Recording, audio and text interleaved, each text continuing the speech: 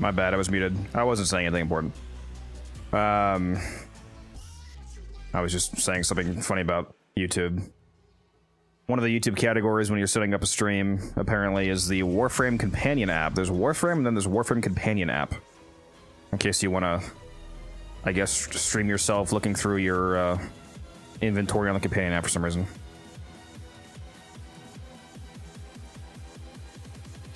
Oh, also, I was apologizing. I guess the one important thing I said is, sorry, I had to restart the stream. I had to fix a setting on OBS that you can't change most settings when you're streaming, so I had to shut it down and restart it.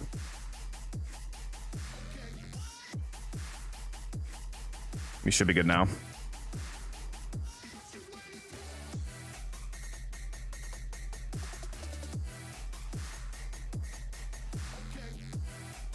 What's up, Smurf, Proto, Rodrig, Evo, everybody's here, how you doing? Alright. Already did all this. I'm still waiting on the boys to get on someday this week so I can do my damn weeklies.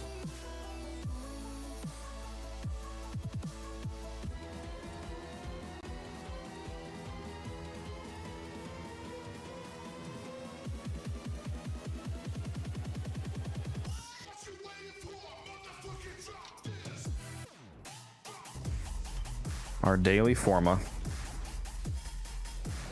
Oh my god, I'm stupid. I farmed Argon last night, and then I didn't actually start building a fucking Omniform. Oh my god, dude. I'm special. I literally went to the Void with the express purpose of getting Argon to finally craft some more Omni. Because I have plenty of Nitane and plenty of Forma, then I didn't actually start crafting it last night. Brilliant. Brilliant play, Codex.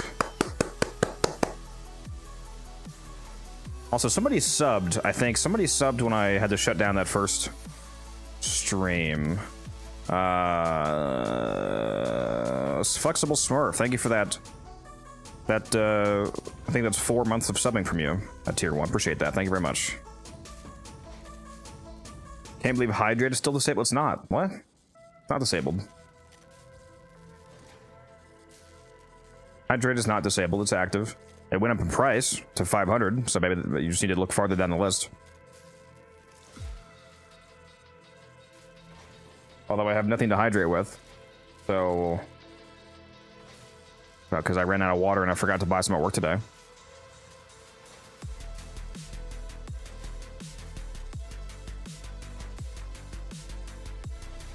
Can you please teach me how to slot a heavy weapon? Like an art gun to call down when you're in regular missions? You have to attach a Gravimag to it. You start getting access to Gravimags after you, I think, start ranking up the Vox Solaris Syndicate in Fortuna.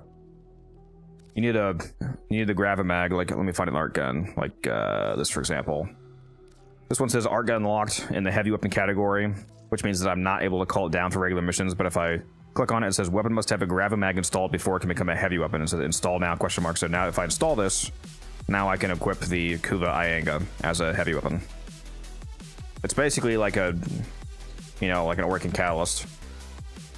It doesn't do the same thing, but it's an adapter similar to catalyst and reactors and Exolizer and whatnot that has to be equipped in order to be able to use it in regular missions.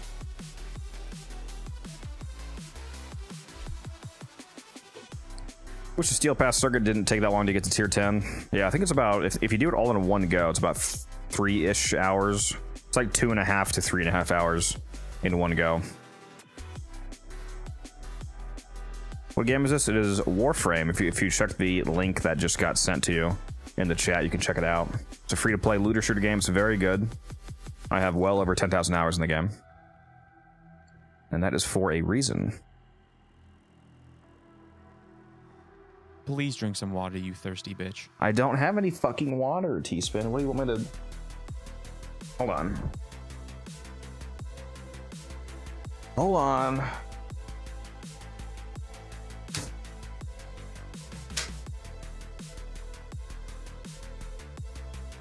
You have joined the Codex. Oh my god, Seaglow with the sub. Thank you. Appreciate that, and hello to you. How you doing? I have a Cayman Jack strawberry margarita I can crack open. 2 spins, does that count?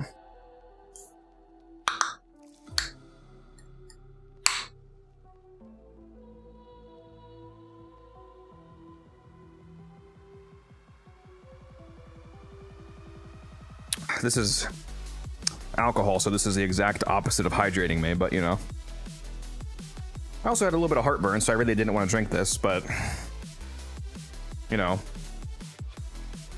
a redeem is a redeem. I keep forgetting to buy Tums at work for the occasional heartburn. Yeah, I'm chilling, Seaglow. Thank you very much for that sub again. Appreciate that.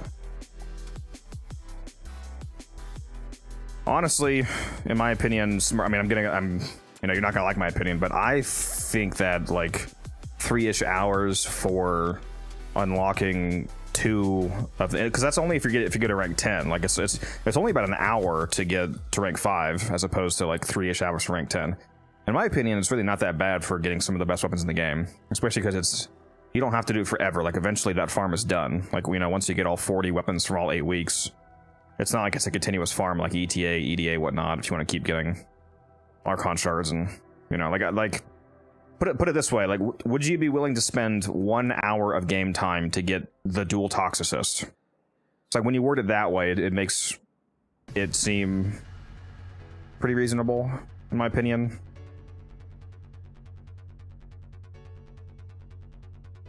How many channel points for a little kiss? Hey-oh, wait a minute. That one's gonna cost you. What's up, Murphy? How you doing? Alright, what am I doing today? Let me hop in the voice chat just in case any of the boys are on. I bet that knocking got some of you. It always does. Just spent 3 hours farming Protea. But yeah, the grind can be... It can be rough. Oh, you know what I need to do? Oh, there's a Void Cascade up. That's tempting. I need to... Somebody in the clan chat said that Akrathis this week has a companion ribbon, I think. And I have not bought that yet, so I need to go do a Duviri run. That's what I should do. Never want to pass up companion ribbons in case you get that delicious Verglass.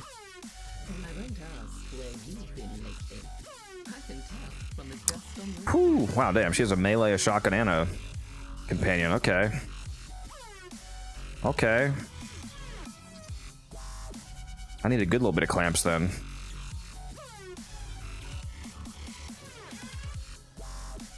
Not sure why it just said her wares were updated, but whatever.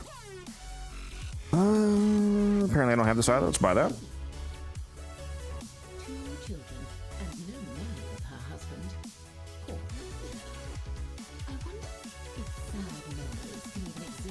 You playing... Oh, Soulframe when it releases? Yes, I'm gonna be buying the Founders Pack for that game. Speaking of which, we're gonna be hearing about that tomorrow. Tomorrow at 2, I think it's at 2 p.m. Eastern Standard Time. There's a Soulframe dev stream, and they said part of the dev stream is going over the Founder Pack details, which I'm very excited for, because I was not able to be a founder for Warframe. I'm definitely going to be a founder for Soulframe.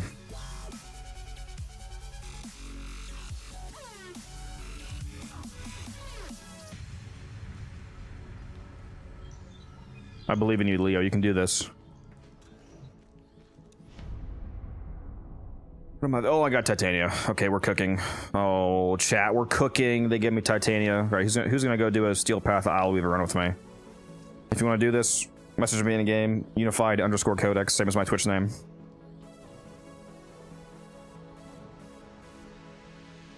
Unified_Codex. Should be a whisper. If you don't know how to whisper, it's /W space the person's name space the message. So /W space Unified_Codex space invite me. Gonna go do a Isle Weaver run or 2. We're not doing Lone Storage, we're doing Isle Weaver. Doesn't matter what your builds are, I got Titania. I'm gonna be carrying hard. Very hard.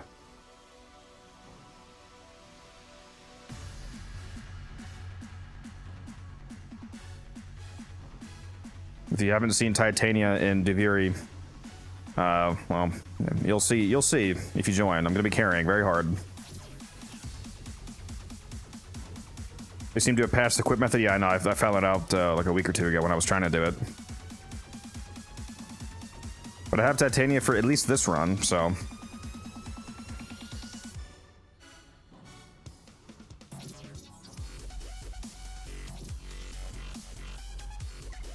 What's up, Lizzie?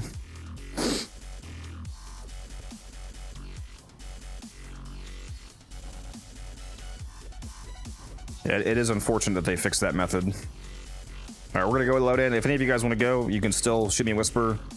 Even when I'm in the cave, you can still be invited. So you have a few more moments here to try to get in. Again, message me in game if you want to go. It's gonna be a super easy run because I got Titania.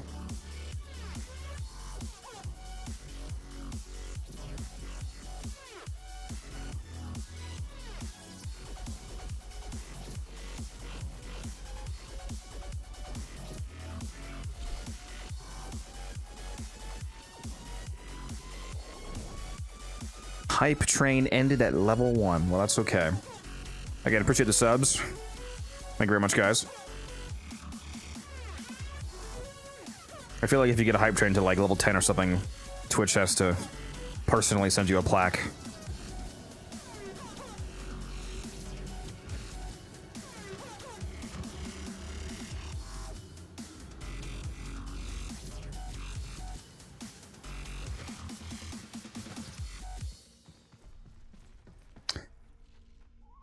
Did you increase the sub number count beside name?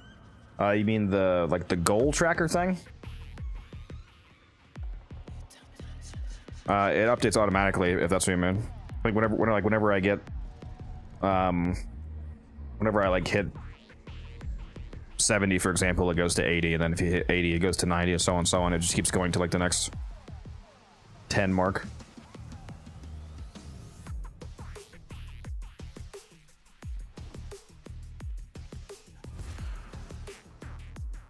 With a Warframe symbol and the letter 2. Oh, no, that thing.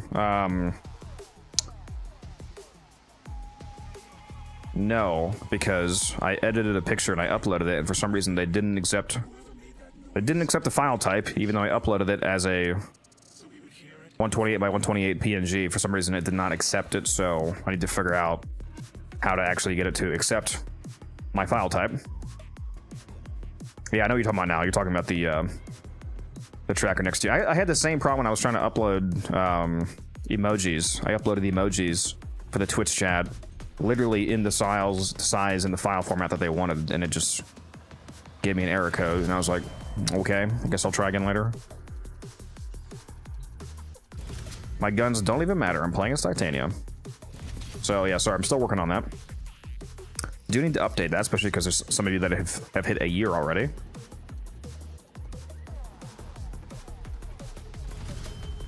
That's my first decree. 200% stats chance? Shit. I'll take it.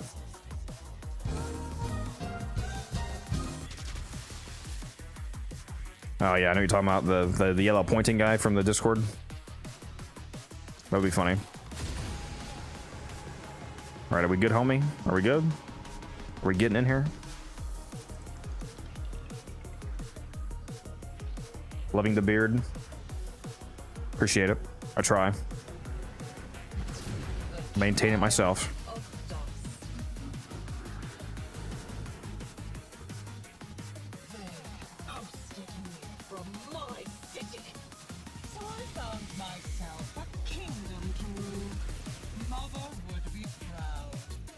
I still remember how bad the frame rate here was during the event. It was super borked.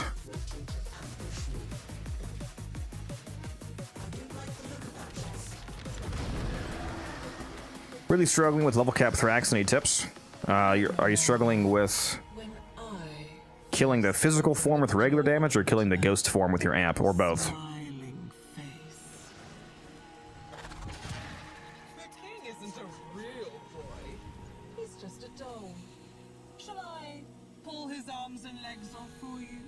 Regular damage? I mean, you just gotta bring the right weapons. Like, if you want like a very specific example, like Titania's really good at doing it. Titania and Zaku are two of the best. What am I doing? What is this? Find the hidden. Oh, he's got it. Titania is extremely cracked at Cascade with the right build.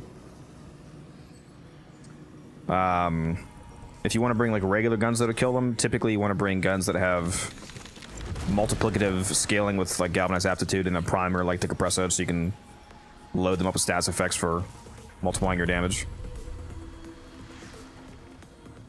Like the Aolak or the Stalta, the Basmu, any of those kind of guns.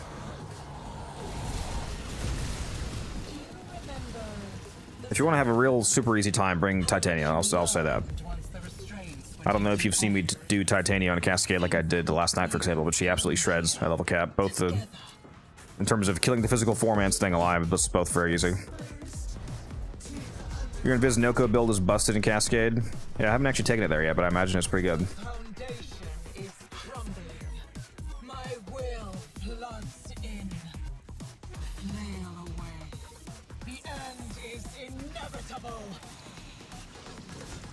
Oh, it's the Titania game, though. Would you look at that?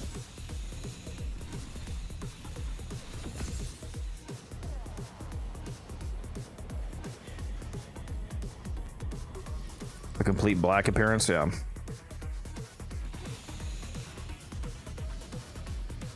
I don't have this build on YouTube. No, I need to add that. I need to add my Titania and my Zaku Cascade build.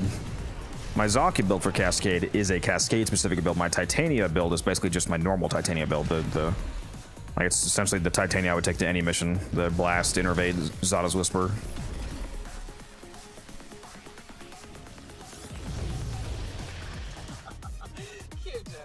You are trying so hard. Yeah, I might do that Cascade.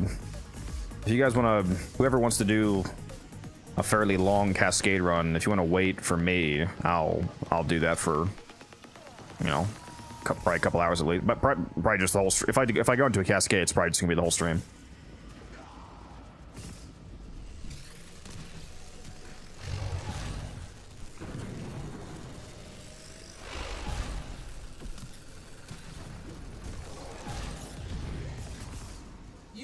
Delay the inevitable.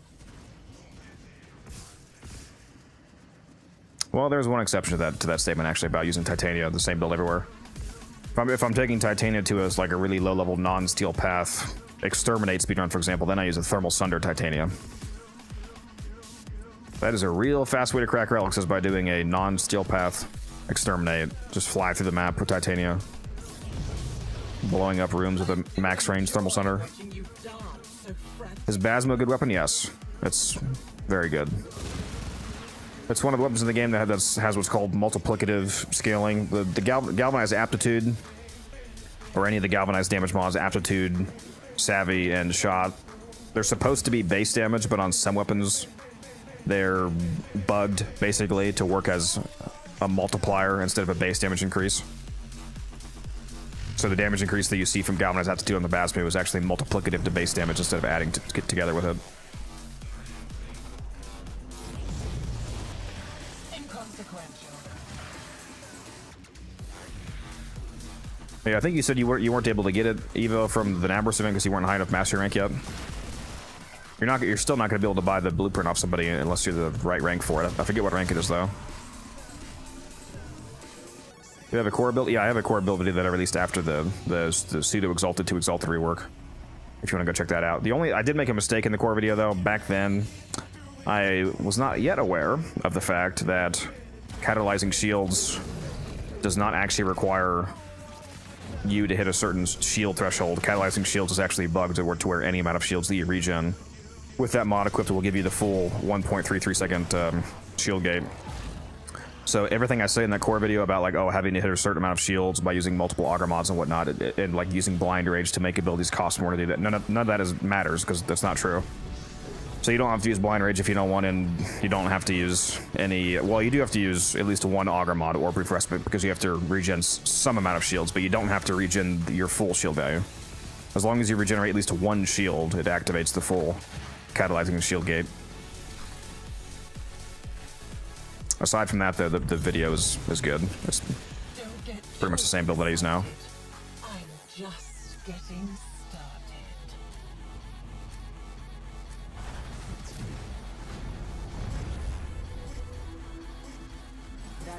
from me.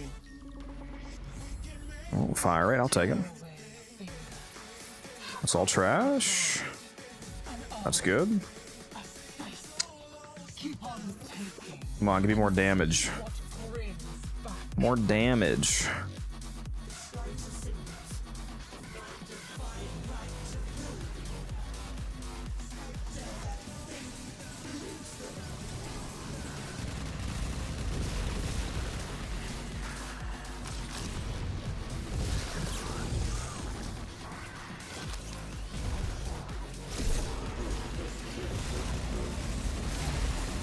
Yeah, I'll probably just do this one Duviri run, and then we'll go do that Cascade with whoever wants to go.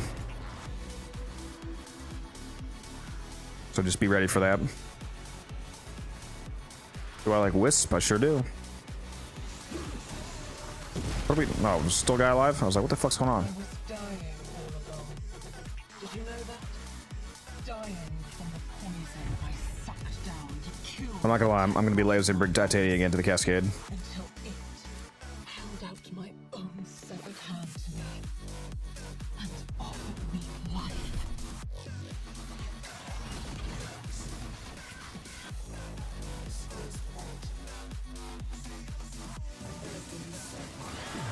Steel Path, by the way.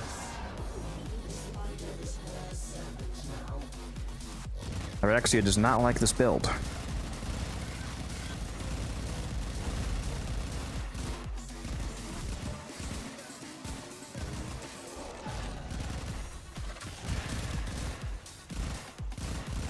Come on, Araxia, come out. Come out to play.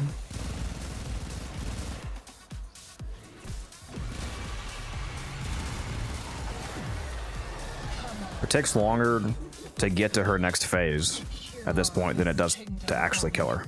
And I will feed you as your old master never did.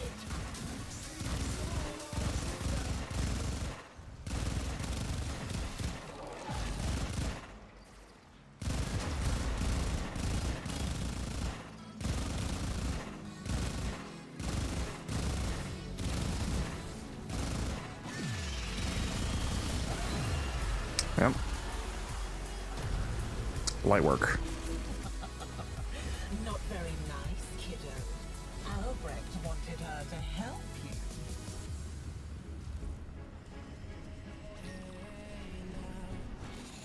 you. Ooh, I went right past it. It's too fast.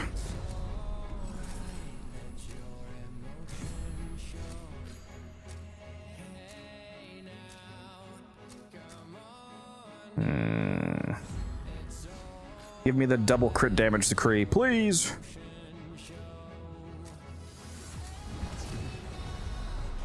This isn't your undercroft anymore, kiddo. These creatures are no scourger. I think Vanina will be our fourth player. Looks like he messaged me, and T-Spin and Musi said you're both gone. There's our full squad. Then make sure you guys spend your traces before we do it.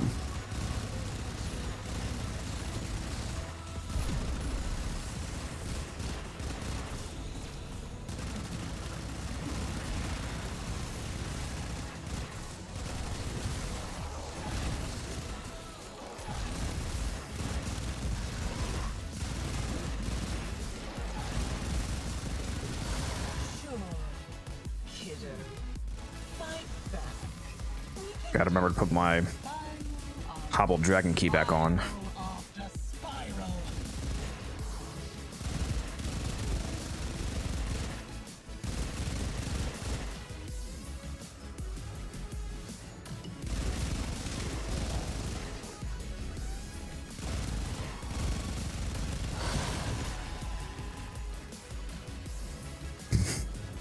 That's my favorite thing for people to do, Muso. I appreciate that. I love when people spend their traces in the mission.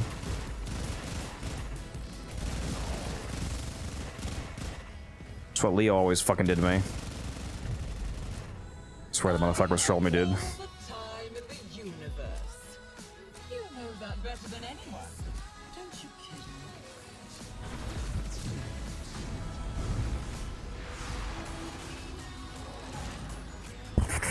How can you be so OP? Go watch my videos. And you'll get there too, I believe in you. Also play for over 10,000 hours, that helps as well.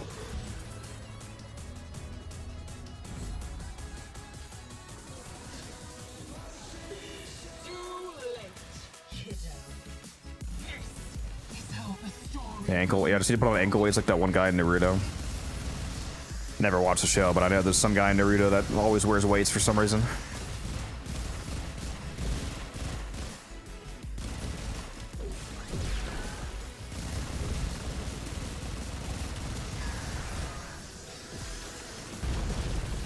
The loadout thing says you're running Revenant. It's because I am. My normal loadout currently has Revenant equipped, but the Duviri loadout doesn't display in the Twitch screen.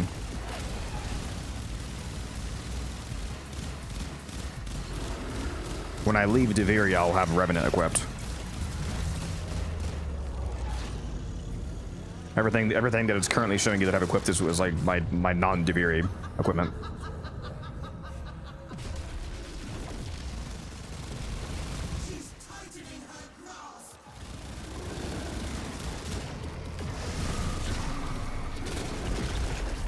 Get out of here, little bro.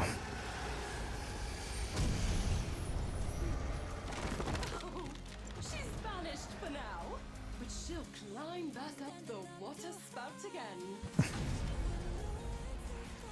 All right, light work. Light work.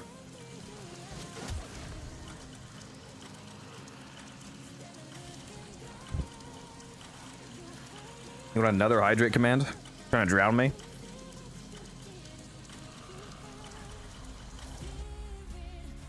I really wish I had some fucking water right now, actually. I should have bought a pack before I left work today. I better remember tomorrow.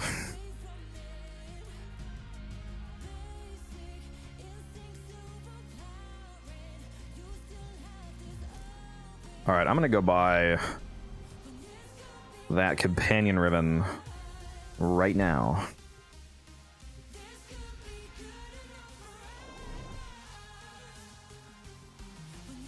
Margarita, it is a margarita, yeah. Strawberry margarita. Never had it before. They're not bad.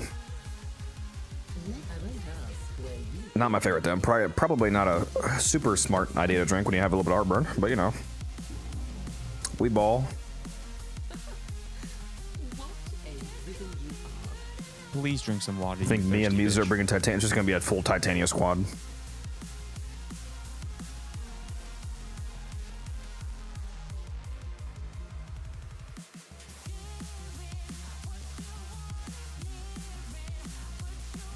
You know what? You know what, Smurf? That's a good idea. I think I am gonna go drink some fucking milk. Actually, you're a genius. I do have milk. Let me unironically go gulp down some milk right now. I'll be right back.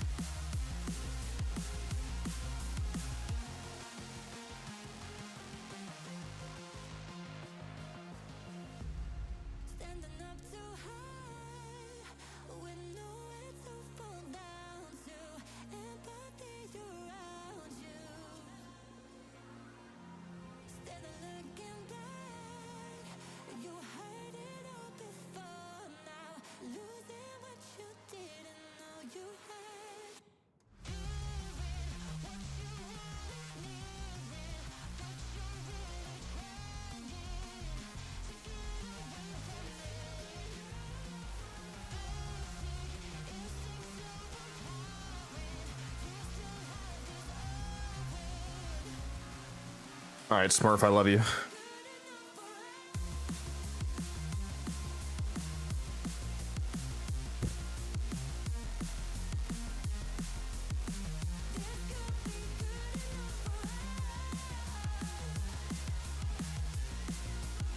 Not the rat milk. Weird bugs where damage is not registering for some reason. I have not seen that, I don't think.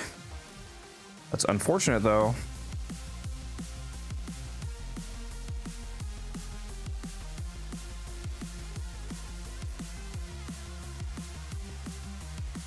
1 relic for Gauss systems. Alright, what else am I gonna make radiant then?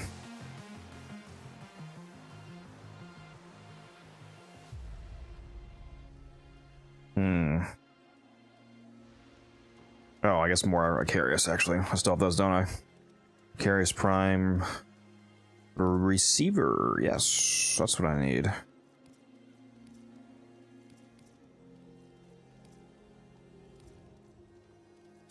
Do this one.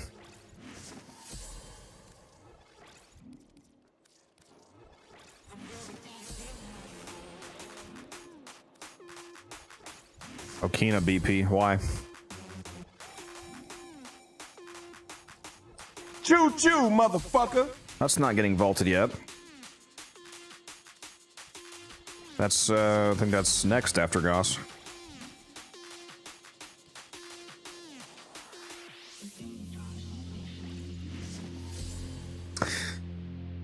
Thank you, Sergeant. Appreciate that. Have a good night's sleep.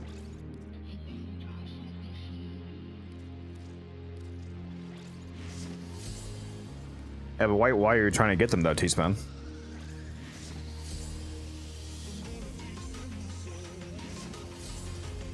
He's still doing it? He's still doing... What? Making radiance?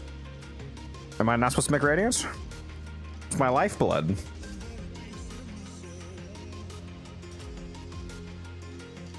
Kina sells for crazy amounts when the Incarnate comes around. That's true, the price probably does spike up, doesn't it? Is that what's available right now? Is that this week?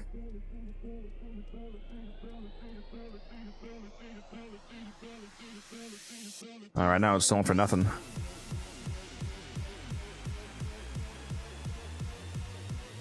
What does it sell for?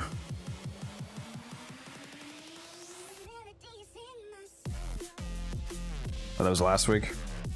Huh. Well, I'm going after Icarius, because it's about to get vaulted.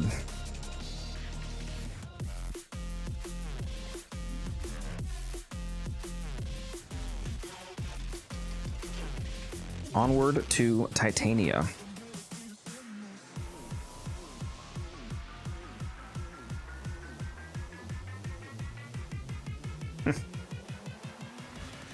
What's up, Taylor?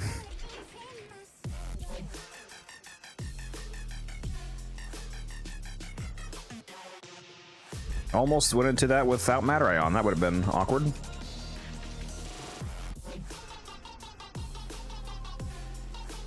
Alright, let's get in here.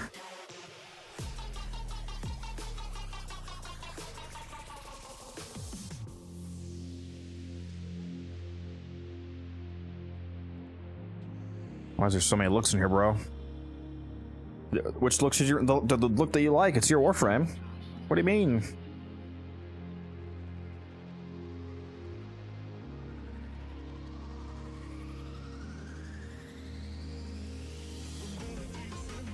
Whatever one you like the best. You liked them all too much? Well, flip a 5-sided coin then.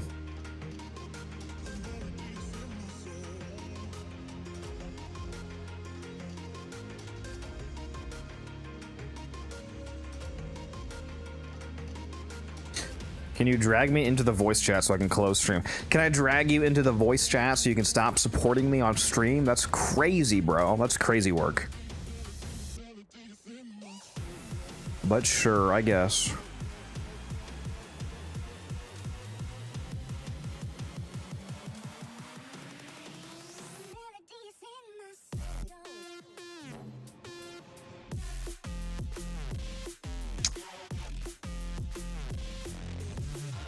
I'm 70, it's not like you lose ad revenue. Well, it's actually not true. That's not how that works, but I was kidding. I still get, it's still better to have the extra view. Also, the ads that you skip by being subbed are paid out. It wasn't that serious, though. It's all good. I was kidding.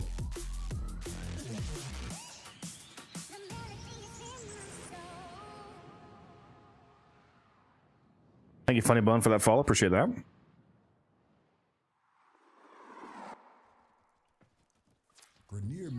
If I could take revenue from you, I would. That's crazy.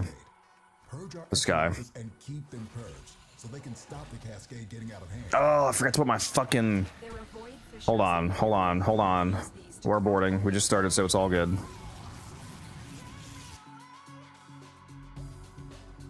I need to put my Hobble Dragon key on. My bad.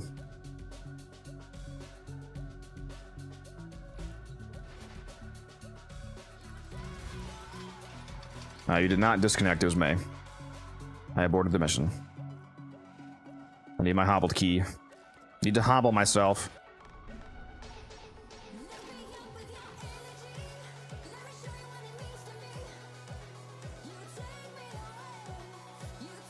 The aborts for the incorrect builds. I mean, it wouldn't be a Codex stream if I didn't have to abort a mission 17 times because I forgot something.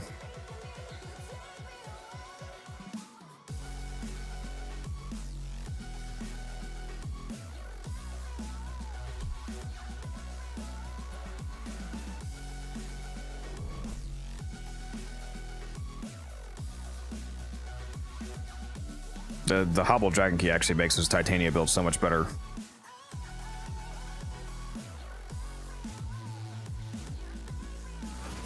near meddling with the reliquary drive has triggered a void cascade. Purge our Exolizers and keep them purged, so they can stop the Cascade getting out of hand. Watch out. I'm detecting void fissures nearby. But yeah, I do need to finish that, the sister I currently have, that's true. It has not been there that long, though, relax. I bought this less than 2 months ago. To make my 60% Cycron. Forces move into your location. A fissure. You want to attack with me, Benino? Use reactant to open gullies. The enemies are dropping reactant. The reactant is working on your relic. Find more. Exolizer purged. Alright, there's our attacker.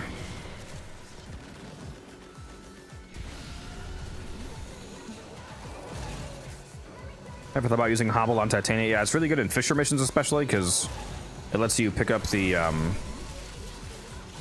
double strength corruption buff on Titania and then recast with it to get the the double damage basically, but you don't have to worry about the absolutely insane amount of speed that it gives you, since the amount of speed from the augment scales with strength, obviously.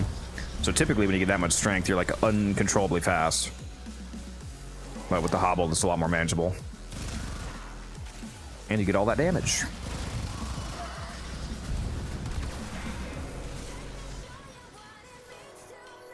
What missions do you run these days besides Void Cascade? Conjunction Survival. I love Alchemy. Alchemy is one of my favorite missions. Those are the three main things, Conjunction Survival, Alchemy, Void Cascade, and then aside, my weeklies, obviously. What's your opinion on the new Zaku augment? Trash, to be honest.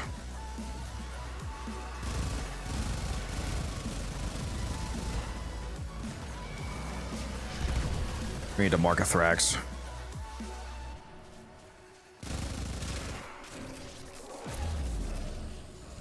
Marking the possessed Exolizer.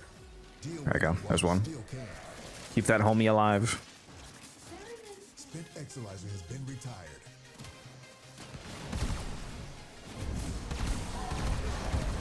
Got an angel here too. Wakey, wakey. That's all we have time for.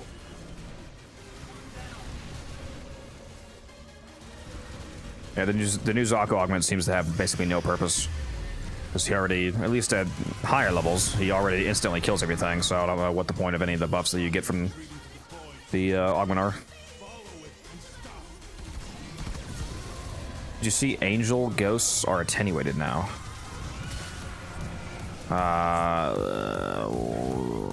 Like the ethereal form of the angel?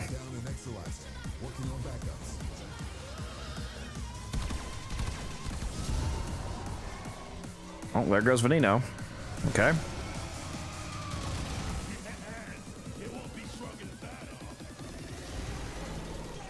Keep those manifestations away from the Exolizers. Well, the angels still seem to die instantly, so Our enemy has abandoned not too worried about it. This is yours now. Extract yourself when you need Yeah, I love alchemy DSP. I think most people do not dislike alchemy for. Did you just bug the fucking? There's no way that you already bugged an Exolizer. There's no fucking way. We just started the mission.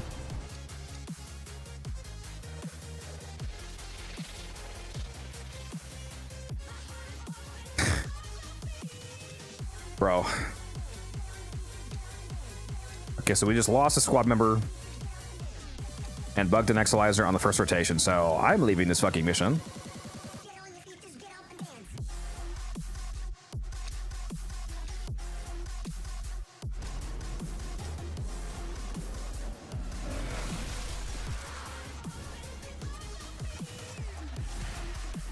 Okay, so I'm getting the fuck out of here, yeah. Ah, well, where's the... Nah, fuck him, I don't even care.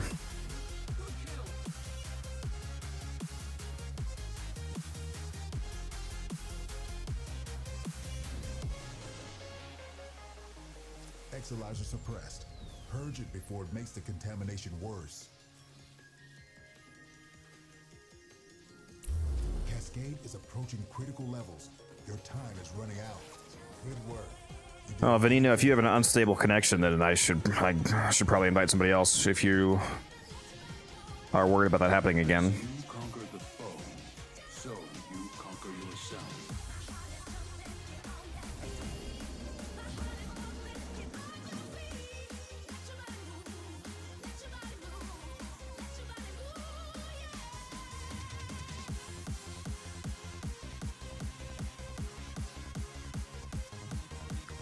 Yeah, Leo, if you want to Please join, drink some message water, me. You thirsty bitch. I don't have any fucking water, Smurf.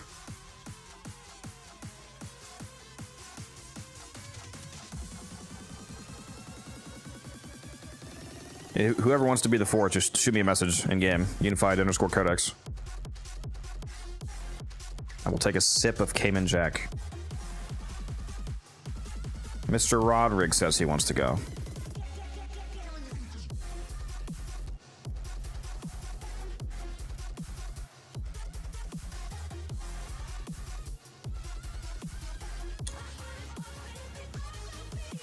Well, I don't have the milk on me.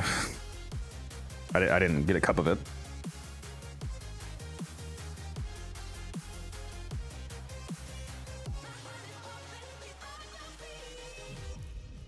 Okay, so let's not bug the Exolizer this time, please. That'd be great.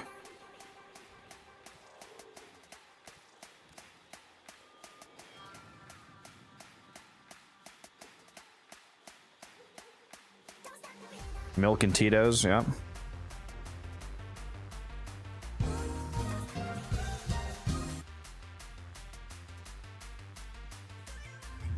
Where'd you get those floors from? I just changed the colors. If you go to equipment, backroom appearance, you can change the colors of the walls and ceiling and all that. What's up, Yoke? How you doing? Yeah, I got it from IKEA. Yeah. Actually, no, it's got to be legally distinct. It can't be IKEA and Warframe. It's like I got it from IKEA. How am I doing? Well, that depends on whether or not my clanmate here can not fuck up the Exolizer this time. I know it was you, Musa. I'm gonna abuse you for it. When you're meddling with the reliquary drive, has triggered a void cascade. Purge our Exolizers and keep them purged, so they can stop the cascade getting out of hand. I think you're gonna be the attacker with me, by the way, Rod. Spitting out contamination. Use your void power to purge it. Watch out. I'm detecting void fissures nearby. Do you have a matching relic? Oh, that got their attention. Enemy forces moving to your location. Yeah, we'll do the weeklies then if you're gonna be on, Taylor. Found a fissure. Look out for reactant. The corrupted enemies are dropping reactant. Collect it to open your void relic. The reactant is working on your relic. Find more. Exolizer online. Alright, give me that corruption. Give me. Cracked open. Finish your mission to I might as well throw down a Knight of Spectre, fuck it.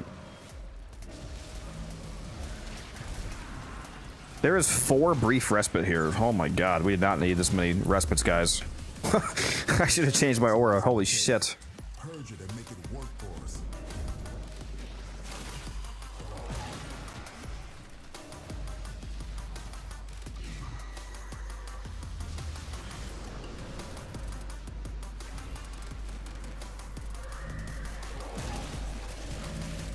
There you go, T-Spin. You're in the chat. Sweet.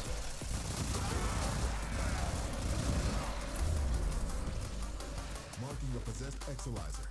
Deal with it while you still can. Exolizer spent. Oh yeah, you're not modded. Let me fix that, Taylor. I forgot when I timed you out the other day because you were being a naughty texting and driver. It took your mod status away. There we go. Now you're modded again. What's up, Pixie? How you doing?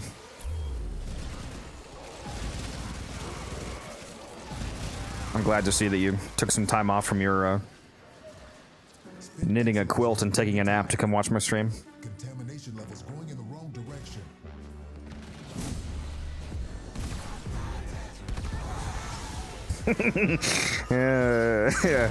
Oh, I had to. I'm sorry. I did take a nap though. Yeah, we know. We know.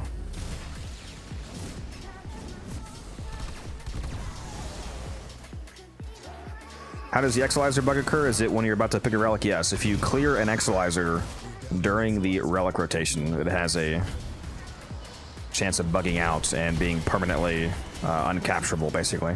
Perma-red. It was a fantastic. Yeah, I should probably take naps to be honest. I should start eating my lunches at work on my 15-minute break and then spending my actual half-hour lunch to just take a little cat nap in the break room. I better be revitalizing.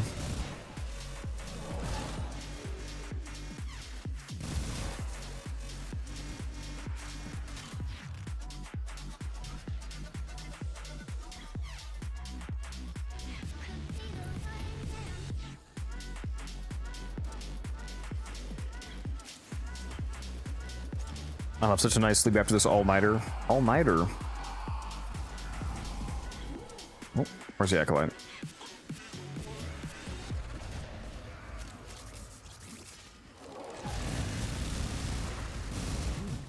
Our enemy has abandoned. Oh my god, please die. This is yours now. I've opened an extraction route. Your choice when to use it. There's the annoying-ass portal.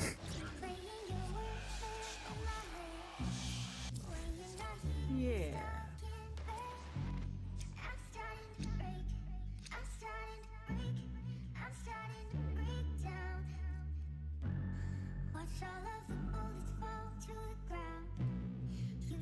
Yeah, I feel you, Pixie. I usually don't get enough sleep either. I need to stop that.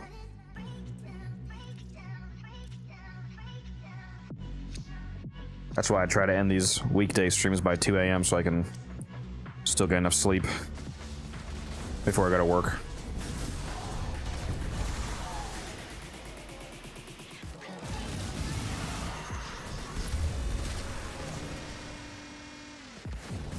Readings are off the charts. I don't know what sort of nightmares you might encounter. We've down an Exolizer, working on Got an angel in the same spot again. Wakey wakey. Forgot to mention the fix for the portals. What do you mean? What fix? Did they try to make their placement less annoying or something?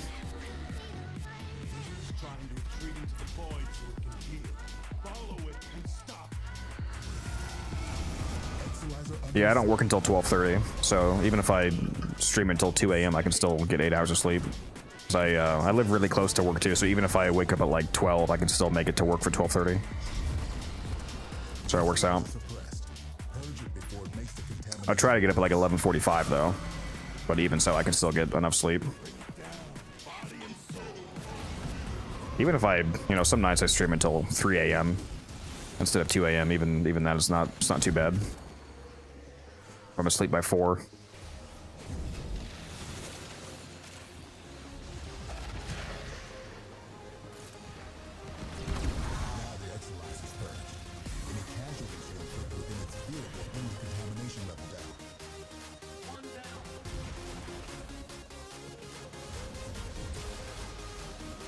Host needs to run ahead of group, hopefully into the last area, and drop inside room as far as exit portal. Then you can use portal to get back to area 1 fast. Oh, fuck, I didn't pick up my goddamn reactant. That's what I get for reading chat. I'm pretty sure there was enough, too. Yeah, fuck me, dude. This is, somehow it's T-Spin's fault.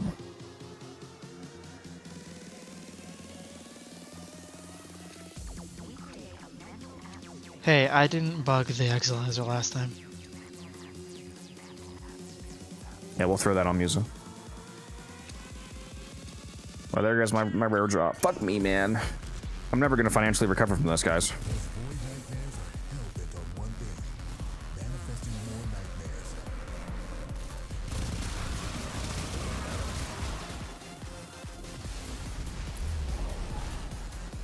Contamination just spiked. Keep your wits about you. Spent Exolizer has been retired. I think when I get to college, I'm gonna get into a polyphasic sleep pattern like Batman. Or you mean the micro-dosing sleep throughout the day?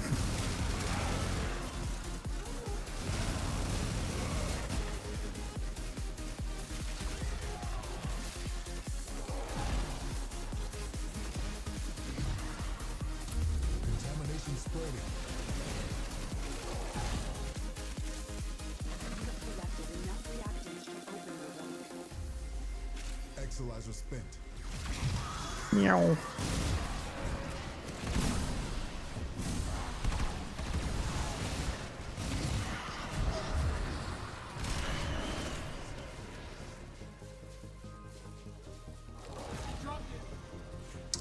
Yeah, I'll have to try to master that portal tricked in if that's the case. Yeah, that would be a convenient way for getting back to room 1 faster, I suppose. If you can get to spawn by room 3 in a non-insanely annoying location.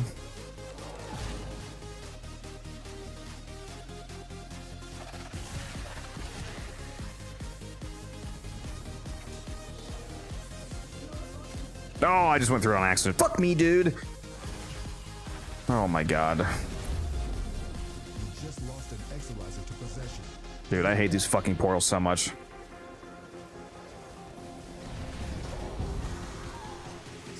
Where's this fucking acolyte? Why is it still alive?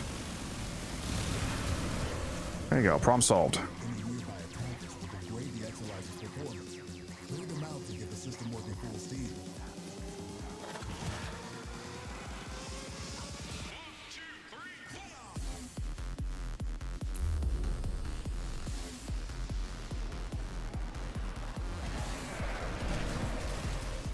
We're down an Exolizer. Working on backups.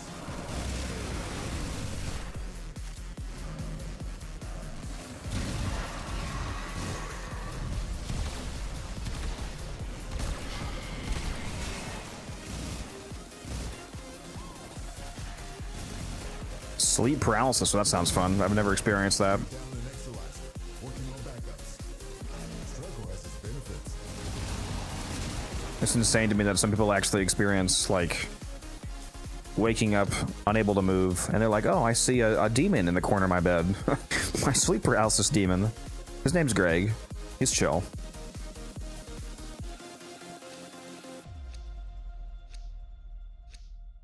Carries receiver. Nice, nice, nice, nice, nice. Game's trying to make up for me missing that last rotation.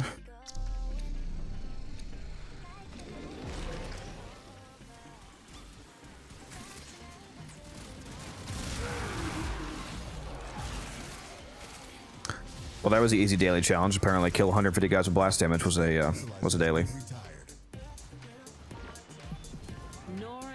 I need to do this K drive one before it expires. Oh, rip. That's what I get for trying to reset them. I got this K drive kill one I need to do before it expires in 19 hours.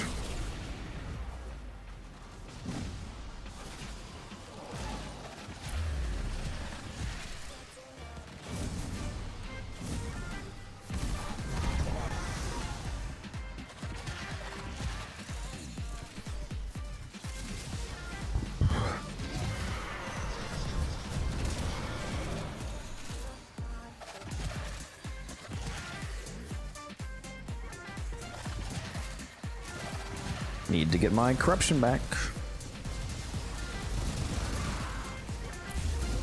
There we go. Well done, Tenno. Your relic is opened.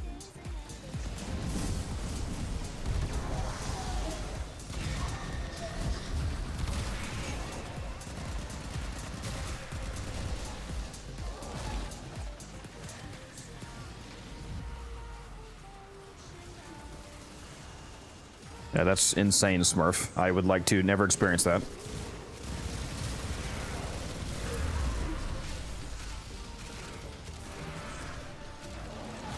It's the K-Drive challenge that makes me not want to be a Warframe content creator. Wait, I mean, because I do all the dailies to get the mods as fast as possible? I mean, you don't have to do that. I just do it so I can try to do the video quickly. There's plenty of people that haven't put out a video on it.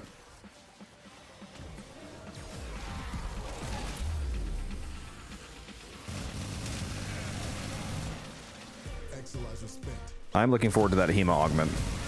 It's gonna be pretty cracked, getting 360% crit chance of crit damage on the Coda Hema. I'm here for it.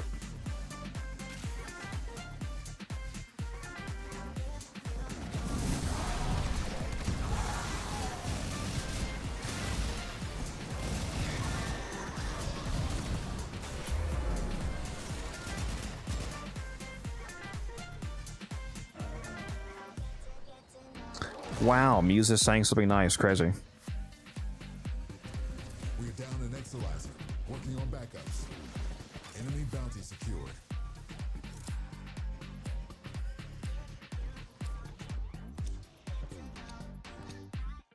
What am I taking here?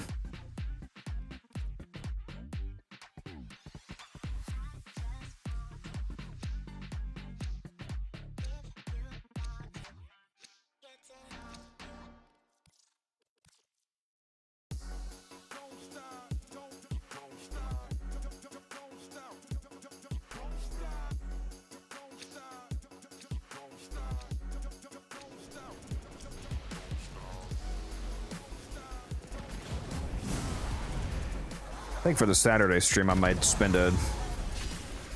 Well, I guess for the Friday stream, doesn't really matter. At some point, I need to spend more time going after the sister and the tenant weapons I have not finished yet. There's two of my main goals left. Finish getting all of. Well, I have all the weapons. Getting them to 60 is what I need to do. I already own them all. I need to finish getting all of the tenant and the lich weapons to 60%. I already have that all done for the Coda. And then I need to get the ephemeras too, and I need to finish getting the accolade glyphs.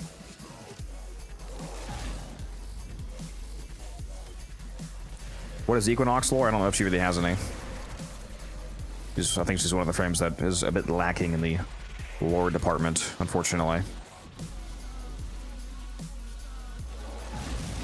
Just like Garuda that Steve said we were supposed to get lore for like 7 years ago.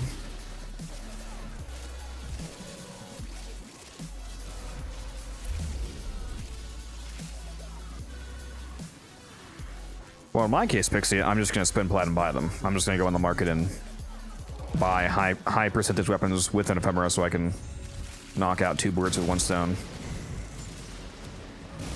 Using my mildly excessive amounts of platinum, I've figured I might as well actually use it on something helpful for myself. Oh, I went to the fucking portal again, dude. God damn it! The portal's in a very dangerous spot. Somebody just redeemed do a catalyst / reactor giveaway. Okay.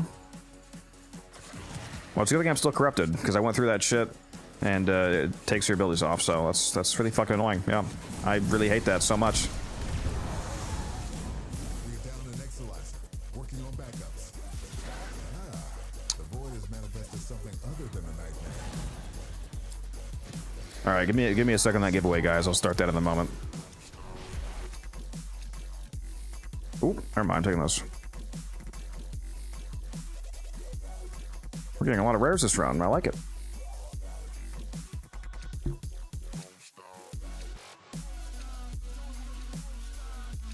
Maybe I should list some. I think I have like, that was my 6th Okina blueprint, so I have 6 sets now. Maybe I should list those for when the next week comes around.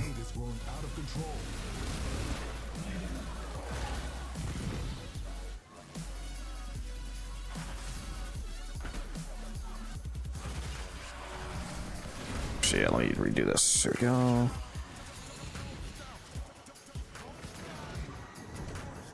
All right. Let me do this giveaway.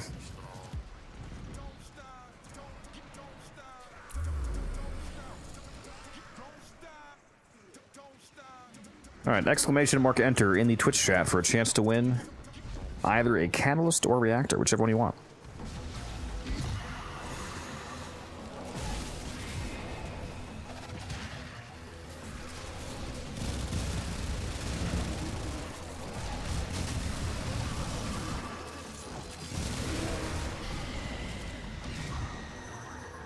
Thoughts on what I should do as a new player playing for a week? I should close to 99 quests by now. Well, one, check out those 2 videos that just got linked. Those 2 videos are very useful for new players.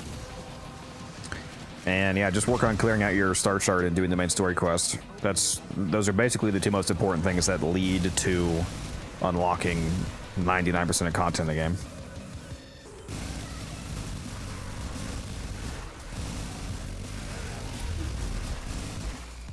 Exolizer has been retired.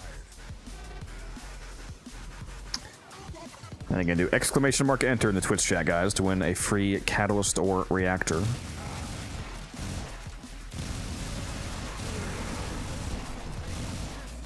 We're down an Exolizer. Working on Okay, Smurf. All right, bud. Exolizer spin.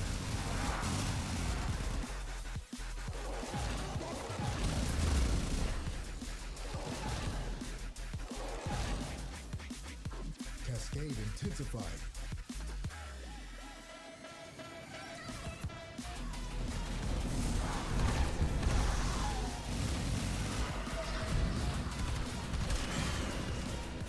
Yeah, I have very mixed feelings about the teacher quest. I feel like it did a much better job of introducing Teshin as a lore relevant character than it did as an actual modding guide in a lot of cases.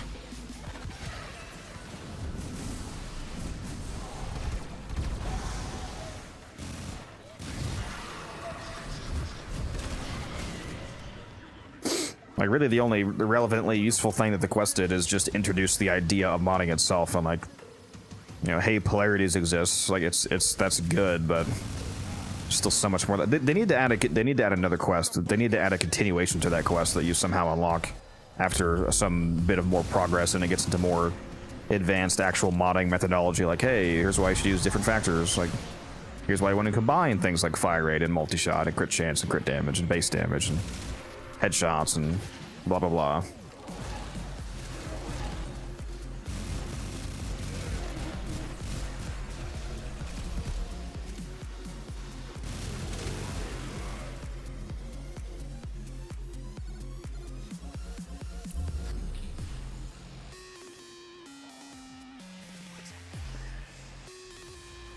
What master rank are you, Daniel?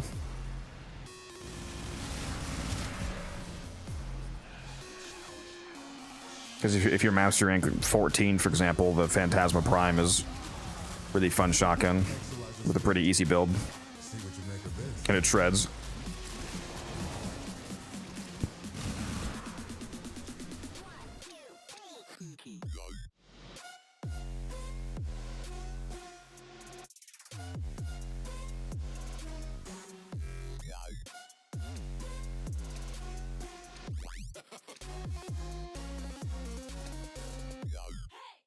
You're actually gonna give me a fucking stroke, Smurf. Almost. The best weapon that you can get, essentially, Daniel, is... It's only master rank 4 weapon. The Zorus is a melee that you can get from doing the Deadlock Protocol quest. If you haven't already done the Deadlock Protocol side quest, do that, and you get the Zorus for free. That thing, with a proper heavy attack build, absolutely fucks. It'll hard carry you through the star chart.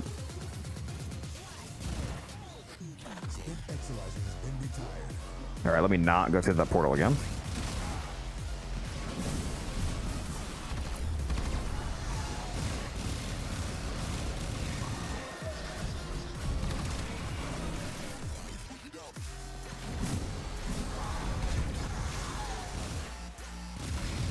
Lacking good primary. The starter primary that I recommend to new players is the Heck, with the Scattering Justice augment on it. You're MR10 though, so you do have some more options to. If you, what could you do? I mean, you do have access to liches and sisters, but I don't know if you've done any of that yet. There's some good Tenet and Kuva weapons. You can use the regular Phantasma at Master Rank 9. The Prime is at 14, but if you just wanted to use the regular, because they're almost identical to be honest, that's only 9. The relic has been cracked open. Finish your mission to find out what's inside. Zorus should be a cannot sell weapon. Yeah, that's true. It is amazing how many new players have gotten it and then got rid of it. Because they don't know how to mod, so they thought it was a bad weapon, and then they realized the mistake later when they have to spend 100,000 standing to get it back. No, we don't have any marked Thrax. Well, I wasn't gonna mark that one. I'm gonna mark one at the next room.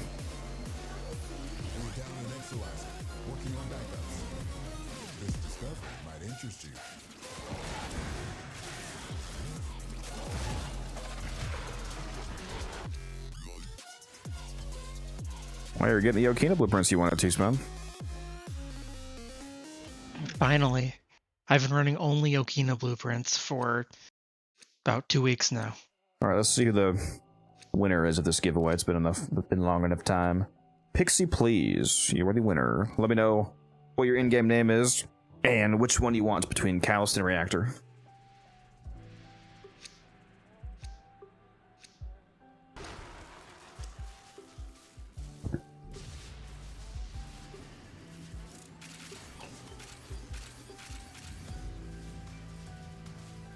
Exolizer spent.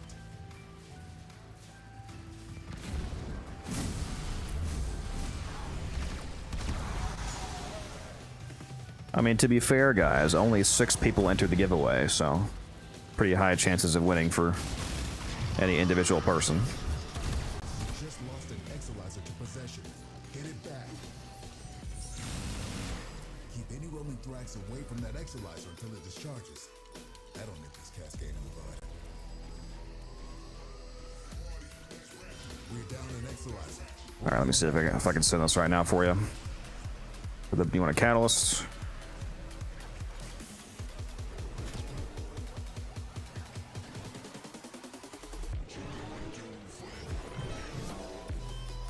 So it's the same name. There you go.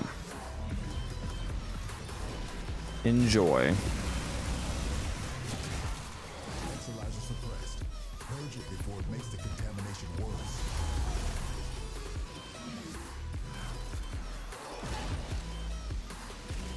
New to this game, my friend told me to open the Steel Path. How do I open it? I'm still MR8.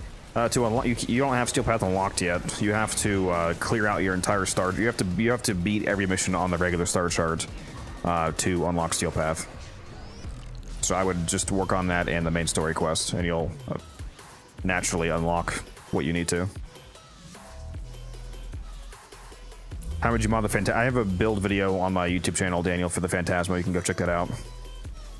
The build will be whether you build the regular or the prime, the build will be the same. So just go check out that video.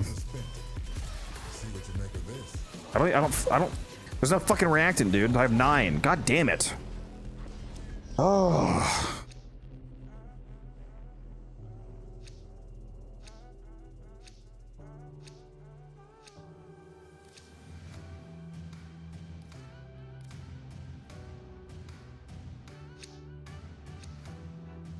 This is definitely not going as well as the other one where I didn't miss like any relics. Holy mother of momentum.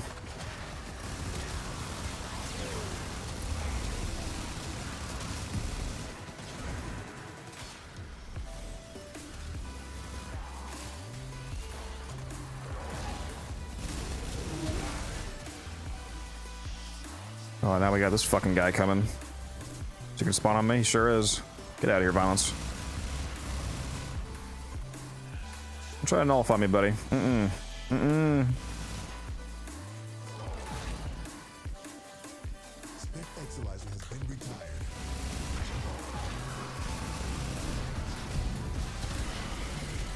Okay, I still need to mark one. Do not kill this next one here.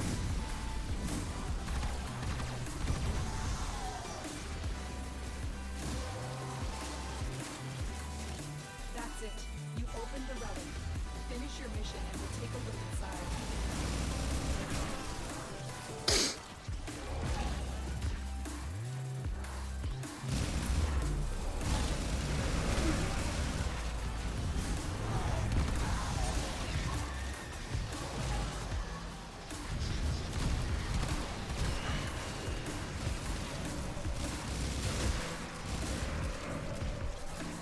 I guess you did, Swaney. Missed a giveaway. Managed to get a Panzer, Volpa, and farming has never been better. Not gonna, yeah, Panzer Volpfile is pretty much the best all-rounder pet. Now you just gotta get the good mods for it, the bond mods and whatnot. Make sure you have fetch on your Volpaphyla for the extra loot suction radius.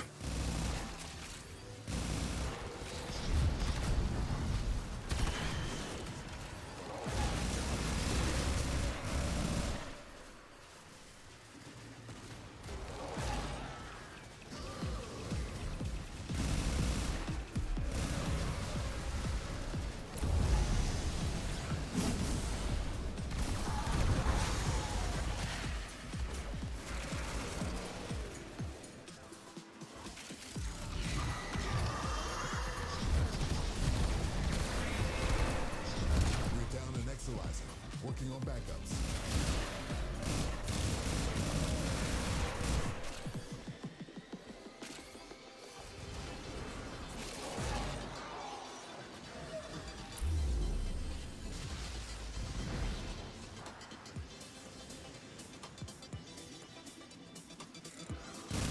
Spent Exolizer has been retired. Our enemy's folly is your game.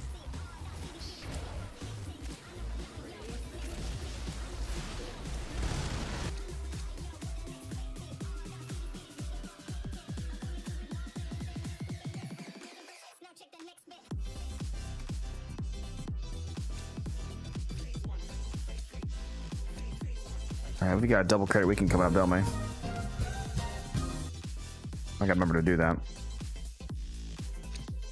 Pretty sure that's the last weekend of the month.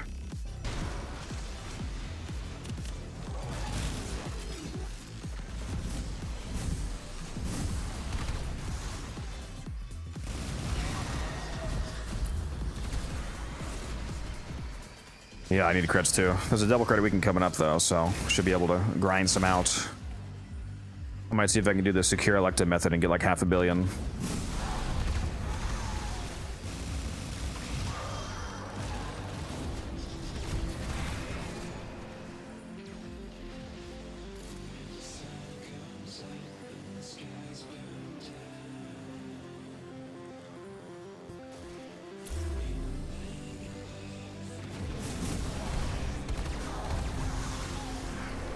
I don't know, Pixie. I know some pretty bad ones.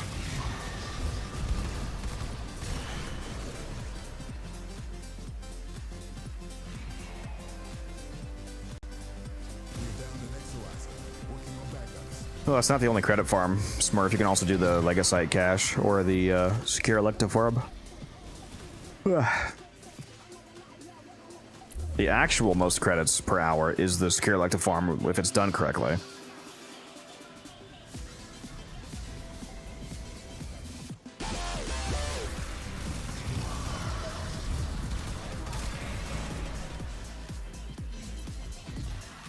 Yeah, Goss Prime is very good. I have a video on him as well, Daniel, if you want to check that out.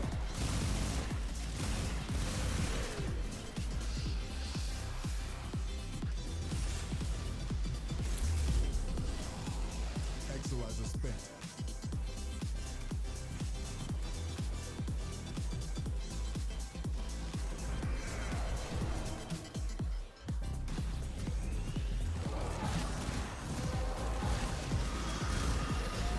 That's crazy, Musa. You couldn't waterboard that out of me.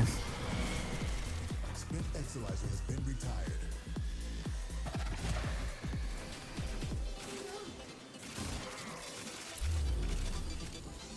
I'm not gonna lie, Chief. I would have taken that to my grave. Levels going in the wrong direction. We're down an Exolizer, working on backups. Coming up next.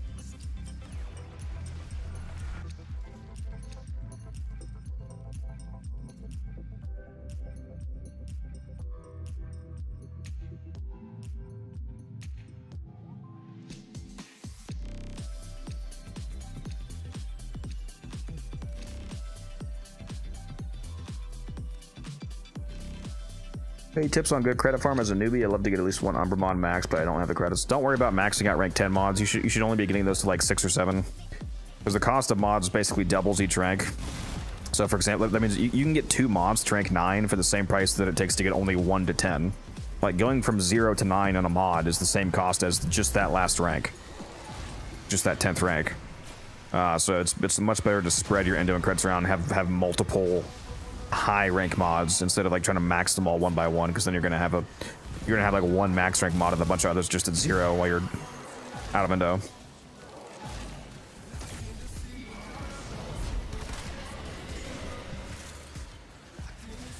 But in terms of credit farms for newer players, the earliest credit farm that you have access to is the Index. After you do the Glass Gambit quest. You don't actually have to do the Glass Gambit quest to make it taxi there, but if you want to be able to start the Index yourself, you have to do that quest, the side quest. Then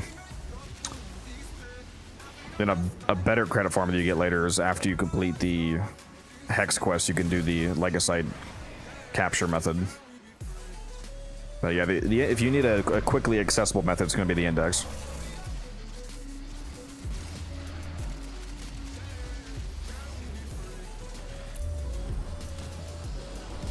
I have it maxed to mods because I don't want to format 8 Warframes.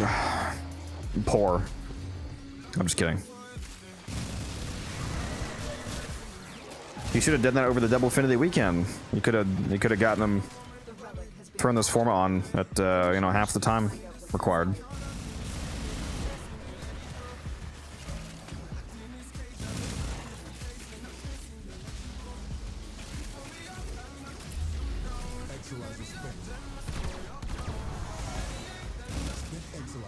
The intrinsics, real. Yeah, that was a good use of the weekend. Anybody that still needed that.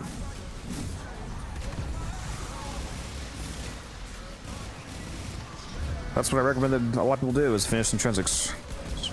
Easy mastery, just good stuff behind the intrinsics, especially if you don't have commander rank 10 yet. You definitely want to get that for the elite crewmates. We're down an Exolizer, working on backups.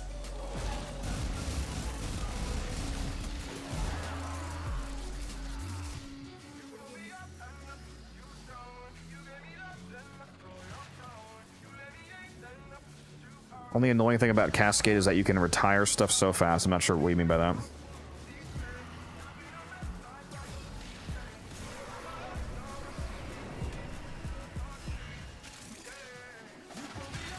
I hate Railjack.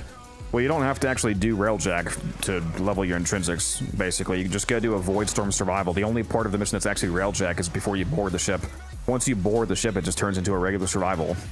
But it's still Railjack, technically, so you get intrinsics. But I mean, it's barely any Railjack gameplay. It's basically just a survival after the first, like, 5 minutes.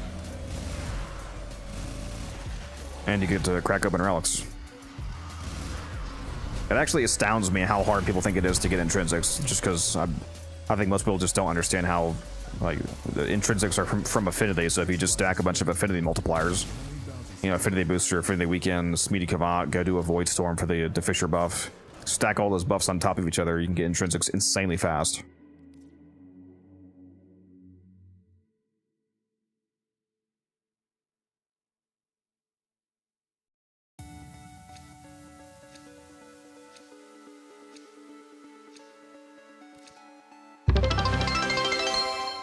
Oh my god, you guys are killing me with the giveaways. You guys always wait until I'm gonna fucking Cascade to redeem all the giveaways, you motherfuckers! Hold on. Hold on. Let me go hide somewhere again. Chimera, thank you for the follow, appreciate that. Exolizer has been retired.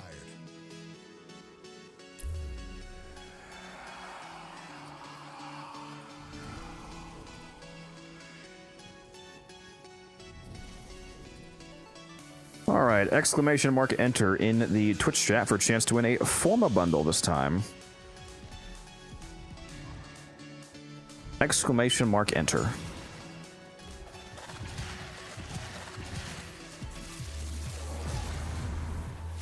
And yes, it is unfortunately only in Twitch chat, not YouTube. So make sure you hop over to the Twitch chat if you want to enter that giveaway.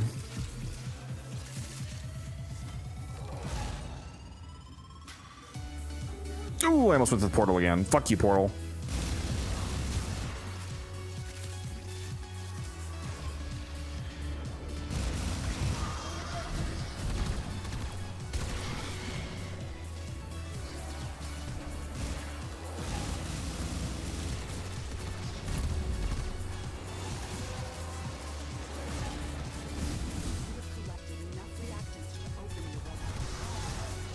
And I've been playing Warframe for 11,000 plus hours, and I've done just endless amounts of, well, first void keys and now relics in that amount of time, but still, I still get that little dopamine hit whenever that relic screen pops up. It's like, oh, is it going to be a rare drop? Are we going to get the rare? What are we going to get? Every time. It's fantastic. It's like just micro dosing of dopamine. Exolizer has been retired. This discovery might interest you. Well, here it comes. I can feel it.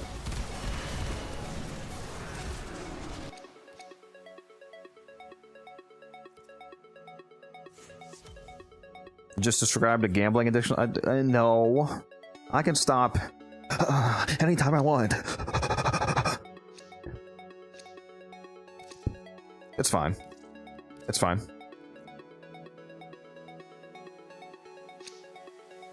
Good endo farm, yeah. So the arena is the best endo farm, but it requires a super sweaty team and a mod booster. If you want a more passive endo farm, you can do arbitrations, and they drop I-10 sculptures you can fill and turn in along with raw endo drops.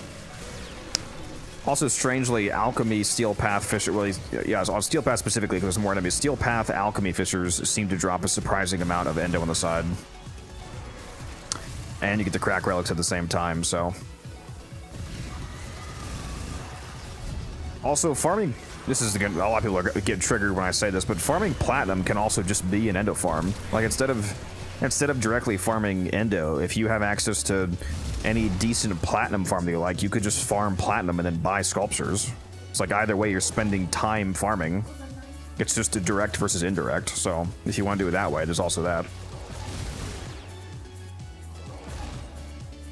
Like there's no difference between if you spend an hour farming endo versus you spend an hour farming platinum to buy endo. Either way, it's an hour of endo farming in the end.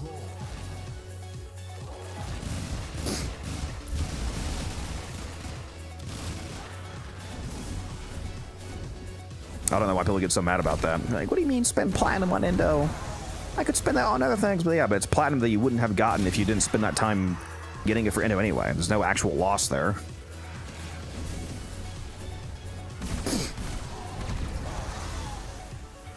Like if you spend an hour doing something that doesn't generate any platinum, but it does generate endo, then as opposed to spending an hour doing something that generates platinum, you're getting platinum that you wouldn't have generated otherwise. So like either like there's no actual loss spending it on endo because you wouldn't have had that platinum.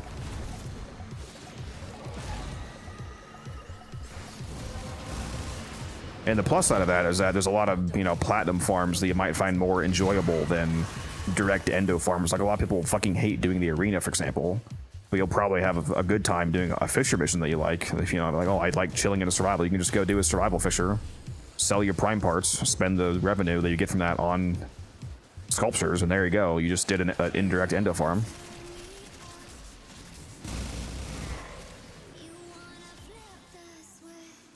Personally, I love doing syndicate missions to get statues because you gotta look around anyway. Speaking of statues, as a new player, make sure you guys do your weekly Maru statue hunt because that is one guaranteed quick statue per week.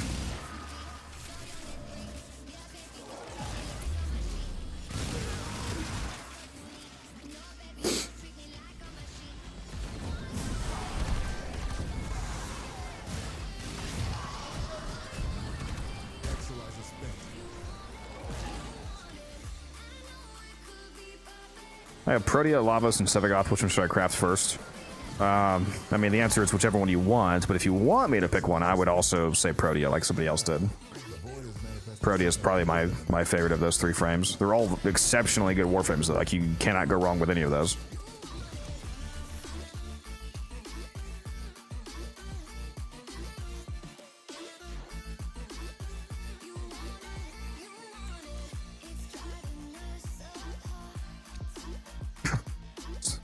Based Smurf, all right.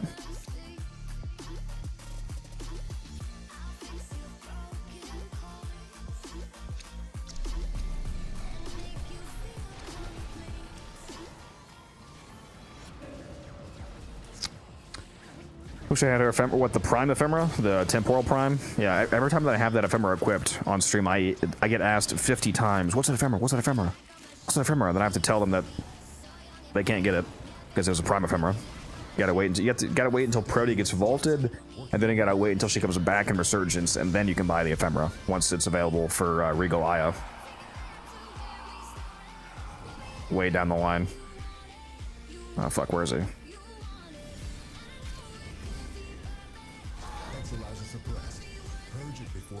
I didn't even see them retaking that. Sneaky, sneaky Thrax.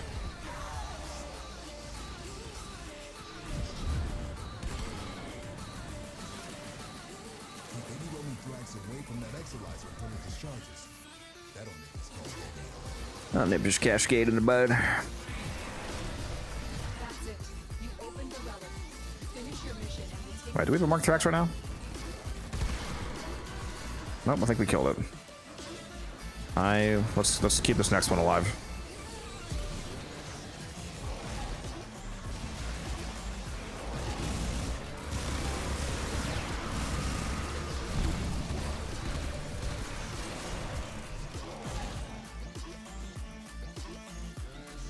Need a lot of Endo and all doing open world grind. It should so much to do. Yeah, doing bounties is also another good source of Endo. Primarily if you're able to speedrun the exterminate bounties and like the Zeraman or Halvania, that's pretty decent Endo. We're down an Exolizer, working on backups. I would say the Zeraman exterminate grind is the best because the benefit of doing it, one of the benefits of doing it on the Zeraman as opposed to Halvania is that you don't get standing directly, you get Void Plume quills that you can turn in for standing. Which means that even if you were to run like 50 of those bounties, if you were to run like 50 bounties in Halvania, you would like the first few of those bounties would cap your daily standing. But if you run a billion bounties in Zeraman, you never cap your standing because you're not getting standing, you're getting quills. And those quills are actually continuously useful because you're just stacking up quills that you can use to turn in over the next few days or weeks or whatever, however much you farm.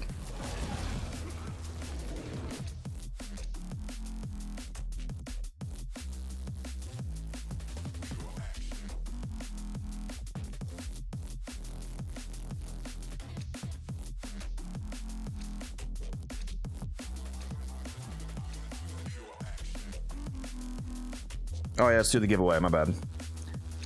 The winner...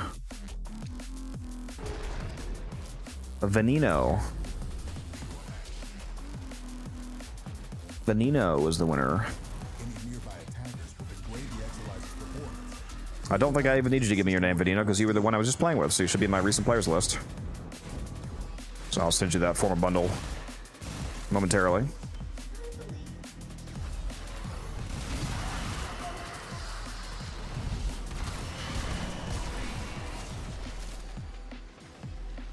Let me get somewhere safe.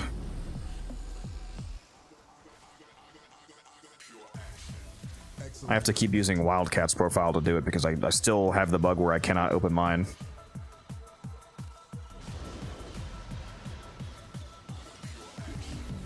Very annoying. There you go, Benino. Just sent you that form bundle. Enjoy.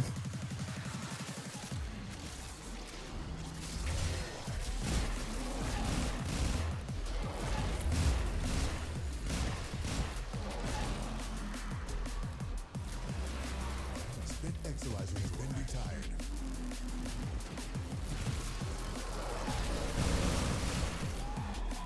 Where's my damn reactant?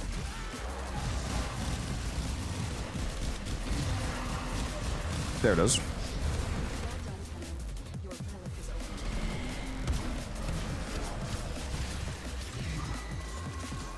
open. Ah, my fucking bouncy glaive just killed the Mark 20 accident. I marked the new one. Oh, wait, no. Wait, no? Did it not? Please drink some water, you thirsty. Oh, never mind. I thought it did. So it's up there, though. I'll kill this one.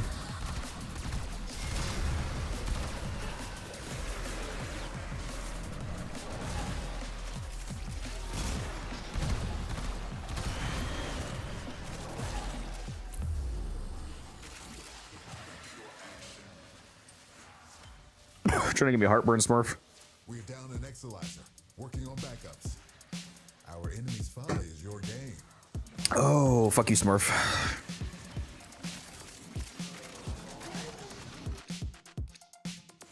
Another one. Bro was complaining about getting Okino blueprints. All he had to do was play with me on my streamer client. Let me get 3 of them already.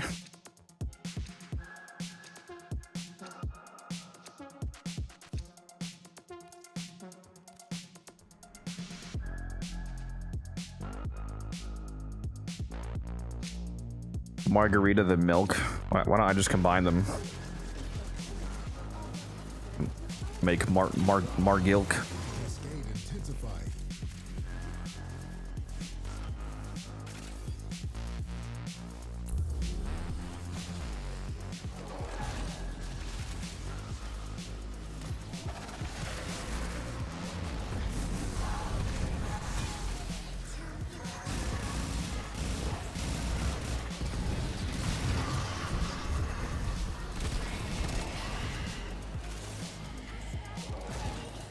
I had to pull out the golden gun, these motherfuckers.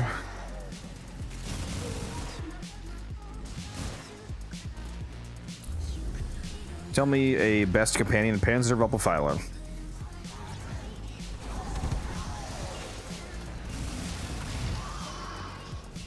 If you want the best all-rounder companion.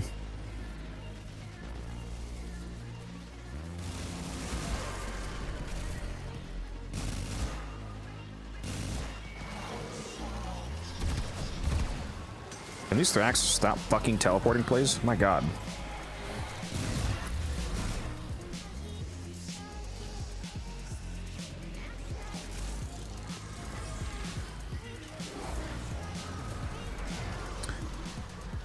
Warframe stream, Warframe song on Spotify while playing Warframe, very nice. Bro's Warframe maxing. It's like me when I put dehydrated milk powder in my milk to have more milk per milk.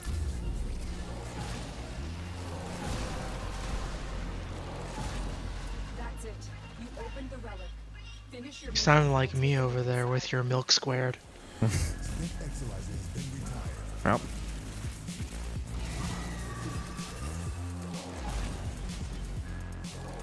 Tell me a best companion. I answered Panzer Philo. I mean, there's a lot of choices in Panzer. Do you mean like how to mod it? I mean, you didn't ask for... You asked for the companion, not for a hyper-specific build. I gave you a specific companion, Panzer Philo.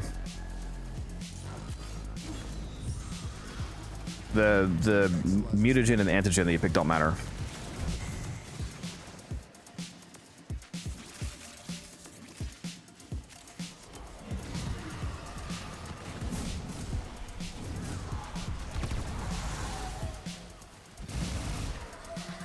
You could just pick anyone. It doesn't really matter in the long run.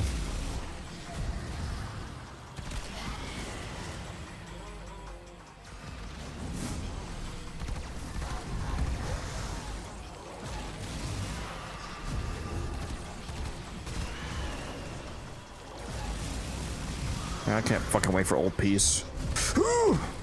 I'm so ready.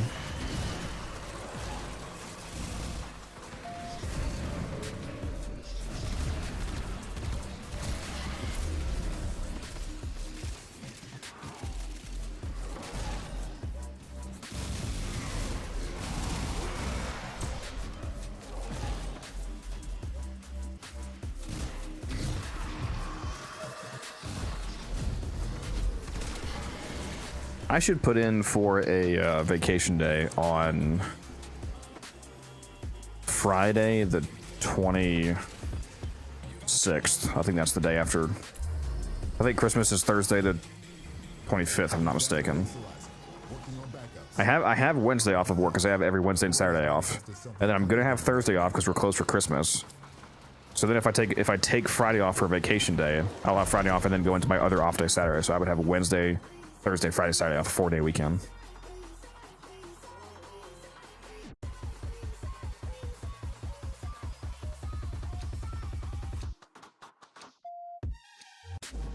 And we could just Warframe max the whole time.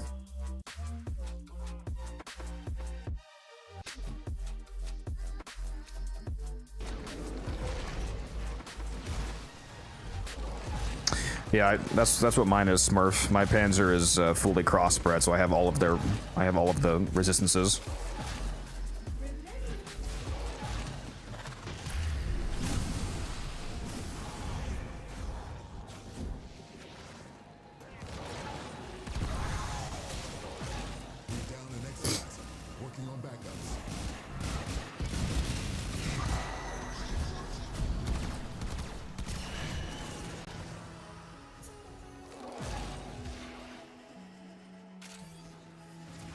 How does the crossbreeding work? You get 2 Panzers that have a different antigen and/or mutagen combination, and then when you breed them, it hybridizes the resistances of both into one, and then you get 2 more Panzers. There's 4 antigens and 4 mutagens overall, so you get two Panzers that have. Like, Panzer 1 has a different antigen mutagen than Panzer 2. You fuse them together, then it'll have 2 of the 4. And then you get 2 other Panzers that have the other 2 of the 4. You breed them together, then it'll have 2 of the 4.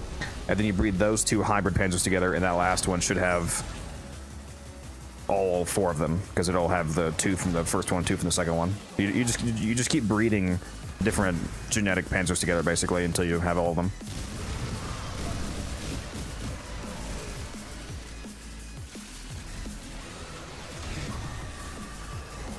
Old piece, we're getting new Warframe, new Prime, and new yeah, we're getting 2 new game modes, which they're going to be showing the Predator Rebellion on the next dev stream. We already saw Descendia. Get the proto skins. We get to do main story quest, obviously. It's gonna be peak.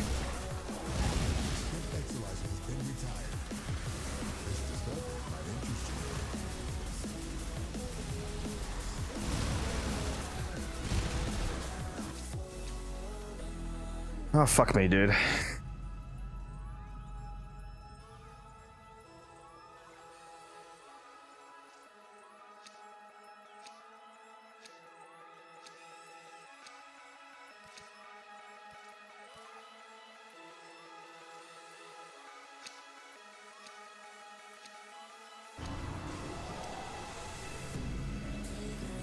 Codex got you with that one? Wait, man. Holy shit, Thacker is raiding with 103 people. Oh my god! We got a Thacker raid, boys. The Thack pack is here. Hello, Thacker and viewers. How you doing? We're just rocking out of a Void Cascade right now. Holy shit, there's a lot of you here. My god, bro. Alright, my chat is blowing up right now. I don't know if I can keep up. Appreciate that, Thacker. Thacker with the Thack pack. Thank you for the follow. I think we just hit 1,600 followers, very base.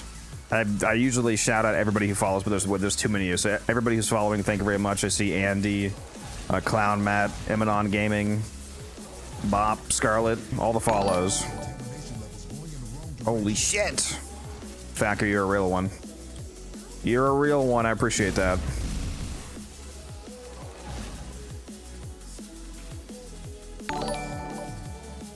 Oh my god, there's too many people. I can't keep up.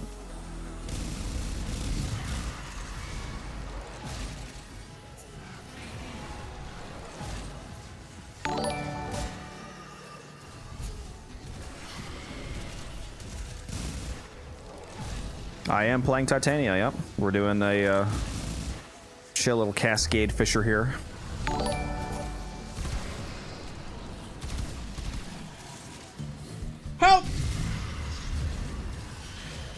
Using Innervate, yeah. It's the standard Titania build, Innervate, Zada Whisper, Blast. Typical level cap Titania shenanigans. Oh, fuck off, Nullifier. Get out of here, bro.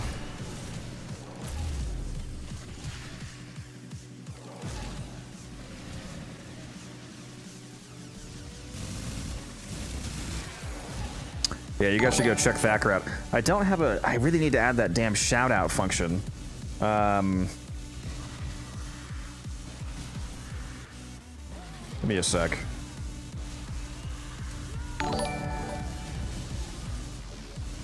Yeah, go check out Thacker's stream, though, guys. I'm going to post it in the Twitch chat here. That's his URL. Go over and drop him a follow.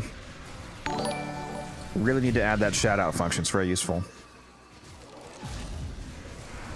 Need a frame that I could turn off my brain and nuke maps. Get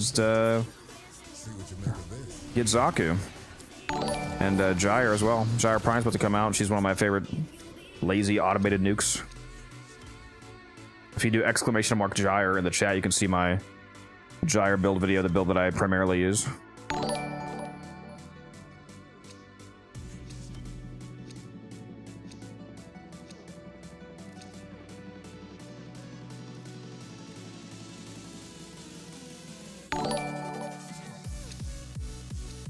Thacker, if you're in there, again, thank you. There's too many comments right now, so I can't see everything, but appreciate you again.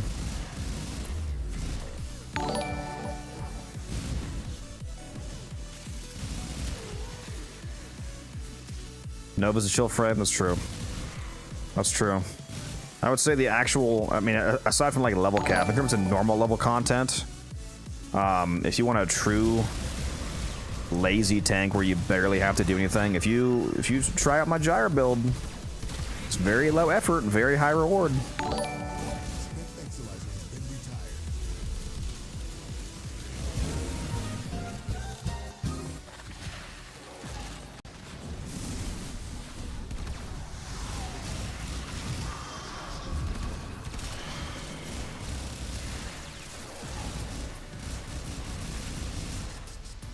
Very excited for Gyre Prime coming out next month. She's my favorite Warframe. Should have Steinax Prime after that, I'm pretty sure. Which is Mr. Muse's favorite Warframe.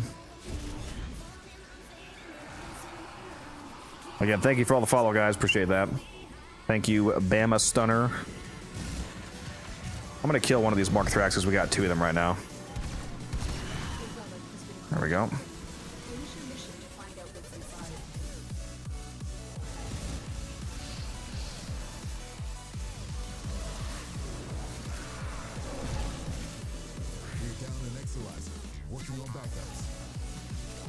Can you get mods for speed in your Arcwing? Yeah, there's a mod called, oh, I just forgot the fucking name. What's it called? There is a speed mod, yes. It's like 55% speed for Arcwing. Oh, what's it called? Hyperion Thrusters, that's what it's called. Hyperion Thrusters gives speed to your Arcwings.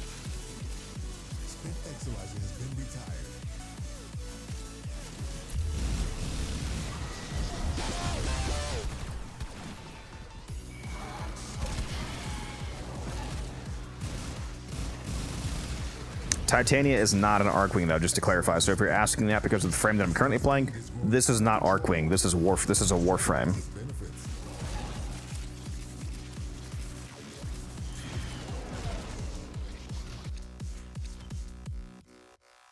Seltzer stock, nice. Welcome back, Matt.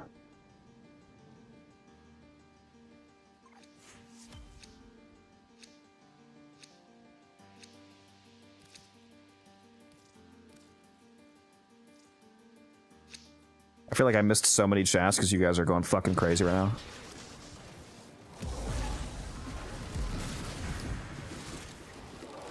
If I missed any questions, that's my bad. Don't forget, guys, if you are enjoying your time here, you can also hop in the Discord. I just linked it if you guys want to hop in there. Lots of very cool people in there. Good resources as well. the occasional giveaway. I need to do more Discord giveaways. Haven't done a Discord one in a while. Oh, I was getting all fired. Rude. It's okay. We're getting guaranteed corruption. Little fun fact for anybody that didn't know this: if you equip only the Dark Split Sword, you will always get Warframe corruption in a Fisher mission. Because for some reason the Dark Split Sword is bugged to not be able to get corrupted. So if it's the only weapon you have equipped, it will always corrupt your Warframe 100% of the time.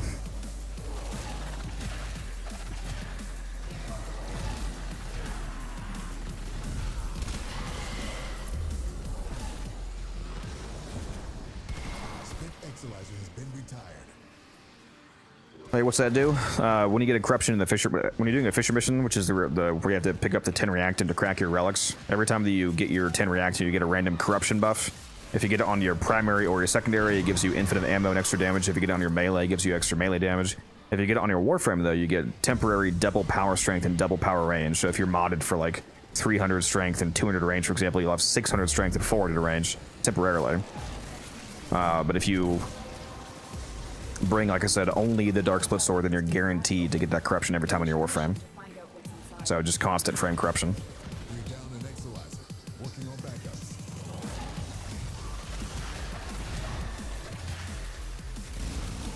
Exolizer spent. Enemy bounty secured.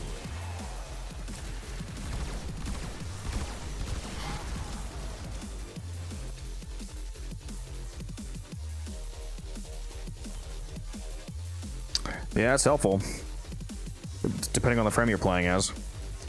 I always do it on Titania, because if I'm playing Titania, I'm only ever using her 4th ability anyway, so I don't need any weapons. So it just makes sense to just get constant corruption on her.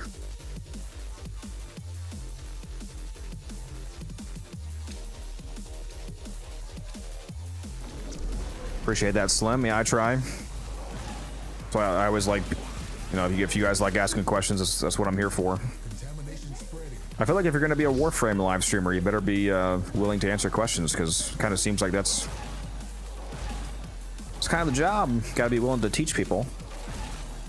I mean, you can just let me reword that. You can just be an entertainer. You don't have to be a teacher, but I think it's helpful if you can also teach people how to play the game.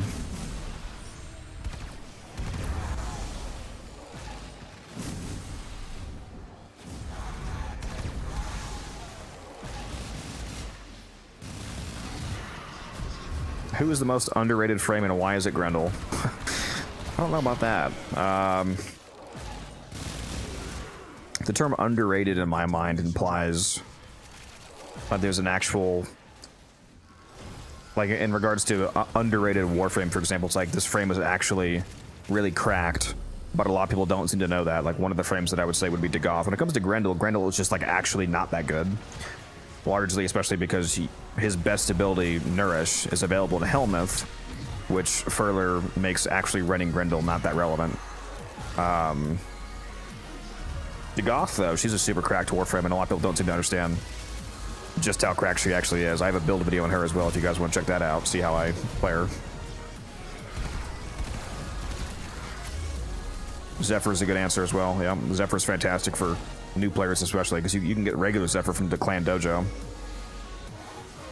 Thoughts on Nourish subsume? I mean, it's one of the best subsumes in the game, bar none. That's why it's like the #1 most used subsume in the game for a reason.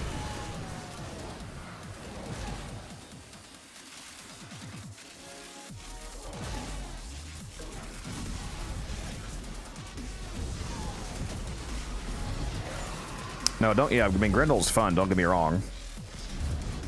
It's just, I think he's, like, by definition, when you're using objective metrics, he's not underrated. He's just properly rated. Like, he's just actually not that great. Especially, again, given the fact that his best ability is available in Helmuth for other Warframes.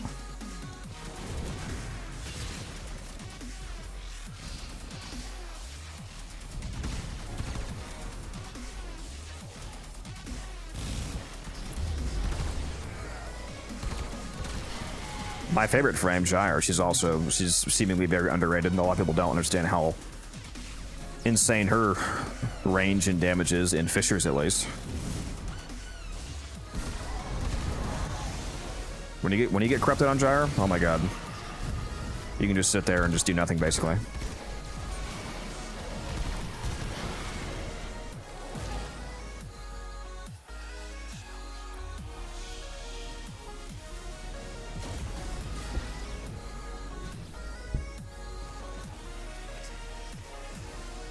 Yeah, I definitely don't think Octavia is underrated. Most people are aware of the fact that Titania is broken. They just don't like her playstyle. Like, Octavia is objectively one of the best frames in the game. Like, she scales insanely easily to level cap.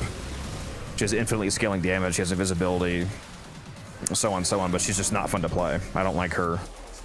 I don't like her playstyle. Did we stop marking more than one Thrax for some reason? Why did we keep marking an extra one? There's already... I keep killing the second one because one of you keeps doing more than one for some reason.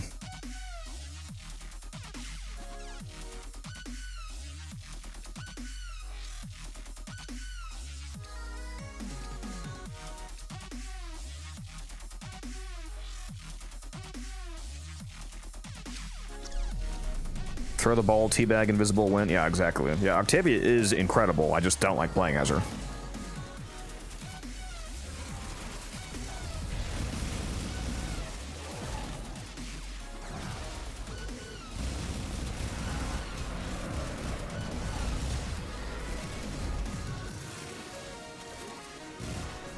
Exolizer spent.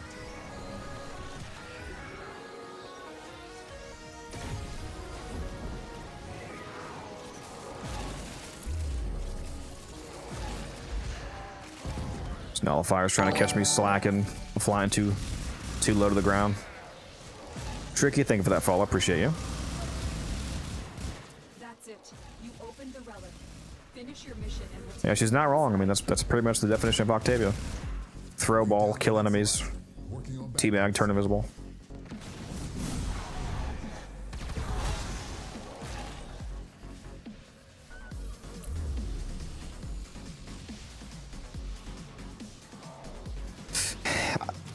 On paper, yeah, Weeben, but there's in practice, there's really an irrelevantly small difference between the nerfed helmet version of Nourish and his full version. Like, Grendel having access to unnerfed Nourish would only be a relevant like talking point if the nerfed version of Nourish wasn't also so completely cracked.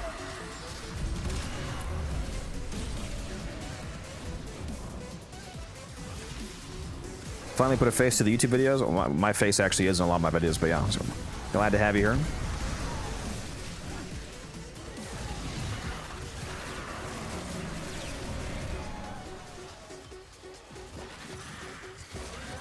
Alright, for the first time this mission, I will put down my 2 buffs.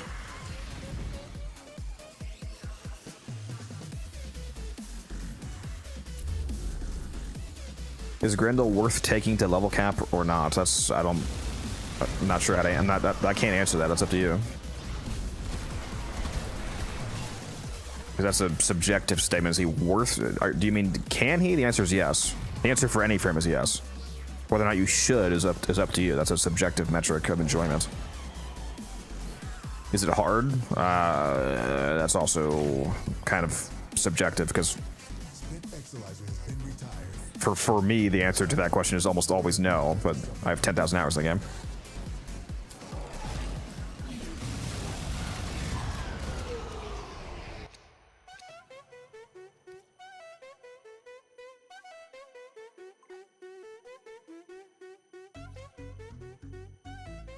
How many do we want marked? Just one.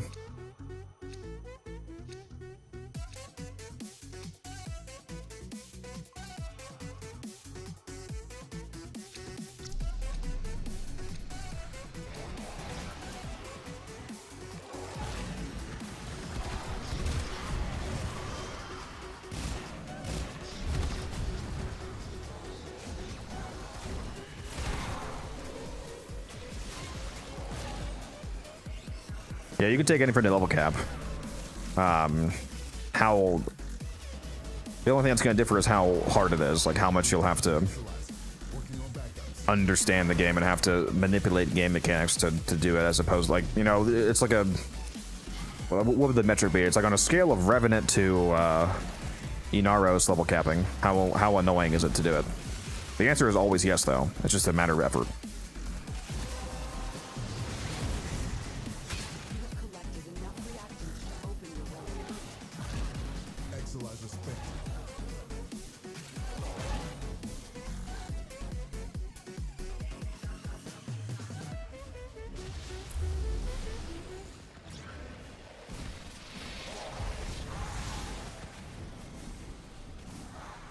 Did he spawn on me? What? No. Just Thrax rip. Contamination subsiding.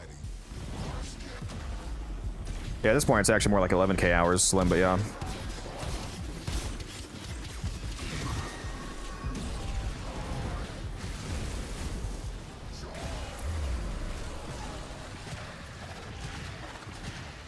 Alright, let me fly all the way back for this essence, I suppose.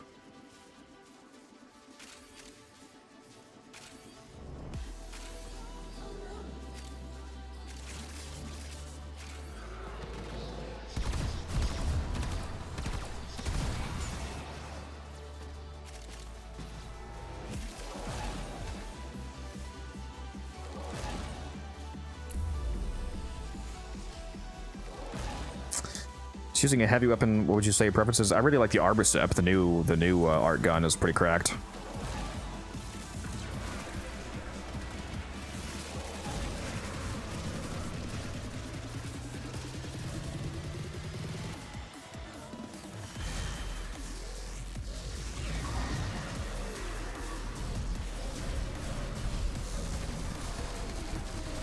We're expecting that? Why's that? Yeah, that's pretty good with Innervate. I probably should have put a video out on it. There's a lot of video content that I should have done. I have such a fucking backlog of videos I need to do. Need to do a Titania video, need to do a Zaku video. Should probably do some more art gun videos since they have arcanes now. Should probably do an affinity and credit farming video. Like I have so many just random videos I could do. I was thinking Glaive Prime. What? You said heavy? Oh, you didn't mean art guns. You meant heavy attack melees. Well, okay. Yeah, the Arborcep is a gun, so obviously that should have alerted you to the fact that I was not answering a melee. Yeah, favorite heavy melee? I mean, the Zorus and the... Yeah, just like glaives in general are always cracked. You know, Zorus, Falcor. Definitely not the glaive. The glaive is very, very old Warframe. The Zorus and the Falcor completely shit on the glaive these days.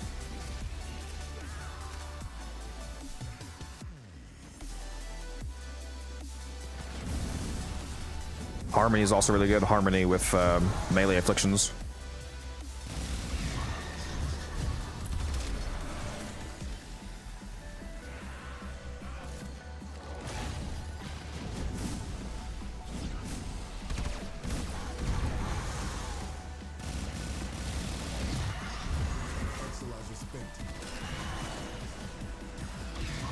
The Coda Pathicist, yeah, that's pretty good too. I think the two best glaives in the game are still the Zorus and the Falcor.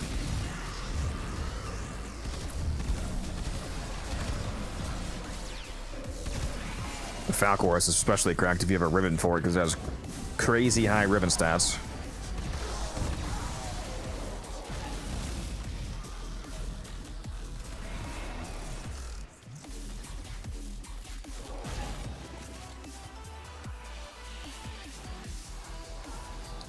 Lucky Violence, where are you? Oh, fuck you, dude. He nullified me, that rat bastard.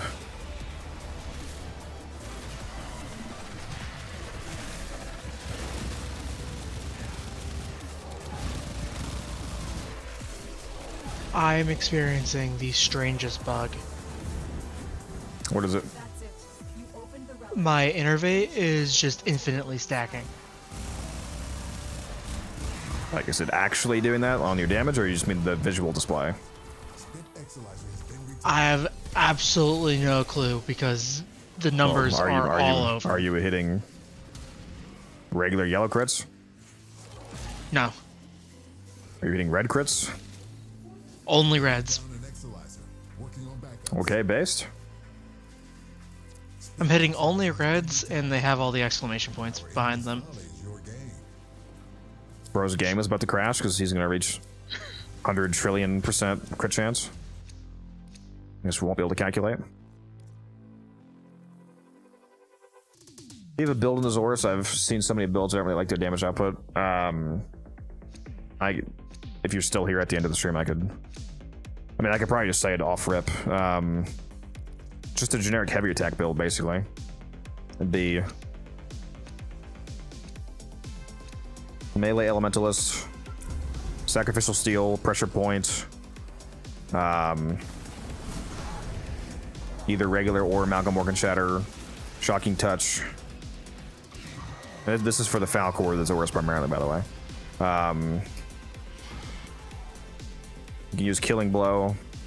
The real damage increase will be using a Prime Smite mod, because you're going to use melee influence in the build, obviously, and a Prime Smite mods actually triple dip influence.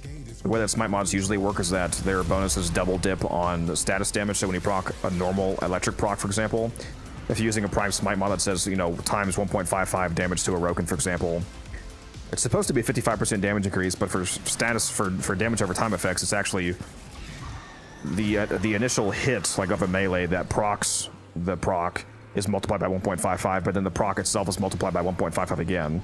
So it's 1.55 times 1.55 multiplicatively, which is actually 2.4x multiplier, so 140% damage instead of 55%. On melee influence, though, since melee influence makes you spread an existing status proc to a new target, that adds a third damage step, so it's a third 1.55x. So now it's 1.55 times 1.55 times 1.55, which is 3.72x, 272% damage increase instead of 55. So Prime Smite mod is a giga insane damage increase on influence setups like the Zorus and the Falcon and whatnot. So that's, if you feel like you're missing damage, that's what you're missing. And yes, that was a lot of math. Sorry.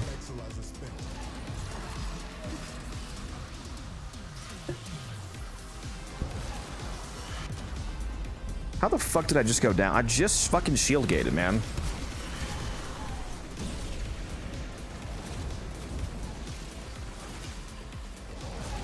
Can we use red shards in Araxia?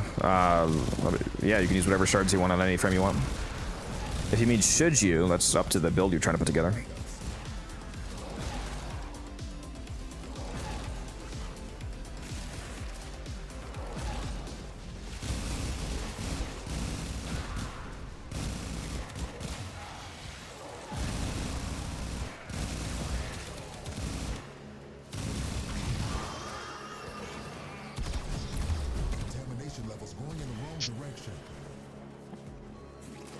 Alright, let me go back to the room 1. Rod, I'm coming! Don't die.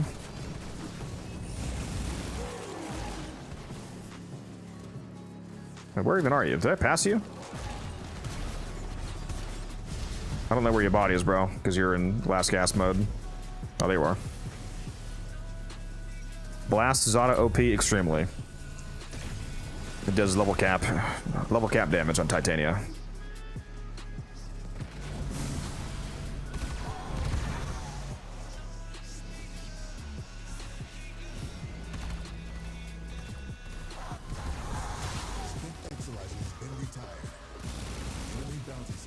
Come here, Acolyte. You know you want some of this.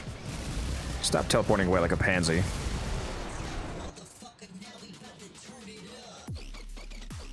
Yeah, it's Warframe. What's up, Guardian? How you doing?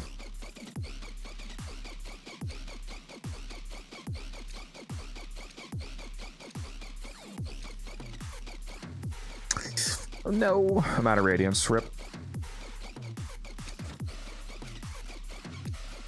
What do you think? Which Warframe is good for solo players? I mean, that's an extremely long list. There's not really any frame that's becomes bad due to solo play, so I'm not... I mean, all of them, basically.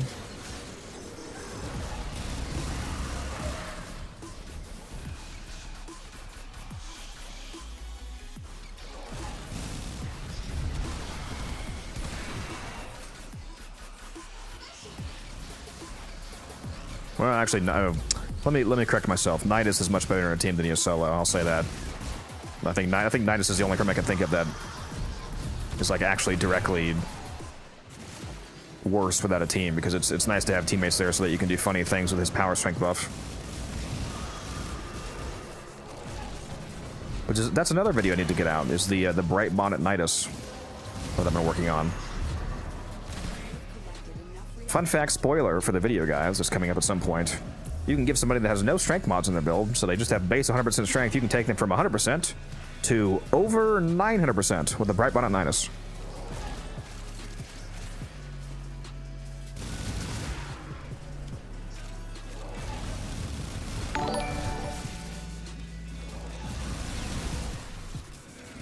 And that's with no strength on the starting frame. No corruption, no anything. You can easily get a frame to 5,000% strength if they're actually a strength modded Warframe, and you go to a Fisher mission and you guys get corrupted to double your strength on top of that.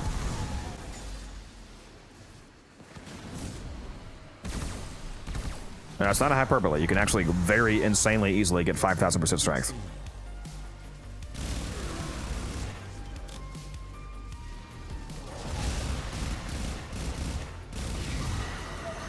Bright Bonnet, yeah, well, yeah, Bright Bonnet Nidus is that much strength because Bright Bonnet is Noko's Helmuth. It gives you, a lot of people aren't actually aware that you can actually get 200 strength, not 100 from it. So Noko's Helmuth, it's nerfed in the Helmuth version to only give 100% flat strength, so it's just like a 100% strength mod. You need to hit 500% strength to hit that 100% threshold because it starts at 20. So you cap it out at 500% strength, which Nidus is very easily able to hit because he has a multiplicative strength increase from Parasitic Link. But if you equip the Arbusep on a frame using Bright Bonnet, one of the passive effects of the new Arbusep, the Mushroom Art Gun, is that when you shoot your Bright Bonnet, it empowers it as if you had hit it with Noko's fourth ability. So even though the subsumed version of Bright Bonnet is capped at 100%, if you cap it at 100% and then shoot it with the Arbusep, you empower it and you double it, so it gives you 200% strength. So you now have a flat 200% strength buff from Nidus, which further buffs his Parasitic Link, because Parasitic Link is a baseline 25%, so adding another 200% is now an extra 50% multiplicative strength multiplier. So when you hit an ally with both Bright Bonnet and Parasitic Link, they're getting both a massive flat 200%, and then all of their existing strength plus that 200% is then getting multiplied by Parasitic Link. Because Parasitic Link is a multiplier. It does not work like if you see somebody with a Nidus and their Parasitic Link is 100% Parasitic Link, that's not a plus 100% strength. That's a multiplicative increase. If Parasitic Link says 100%, that means that it's doubling your modded power strength. So if you're modded for, say you have 400% power strength, for example, and then you get up to 600% from a 200% Bright Bonnet, and then you have 100% Parasitic Link, that 100% Parasitic Link means that that 600% is now 1200%.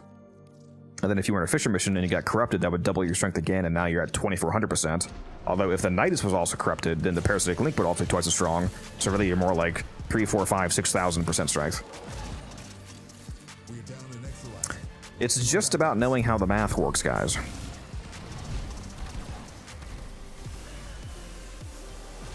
Don't worry, it's coming in a video. I just need to work on it. Ooh, that thing almost got me. That portal.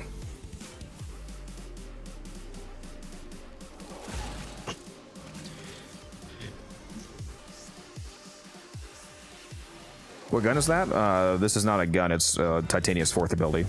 Her Razor Wing ability. Where she uses her ability weapons, which is called the Dex Pixia. It's basically dual pistols. Very powerful dual pistols. Well, at least on this build, very powerful.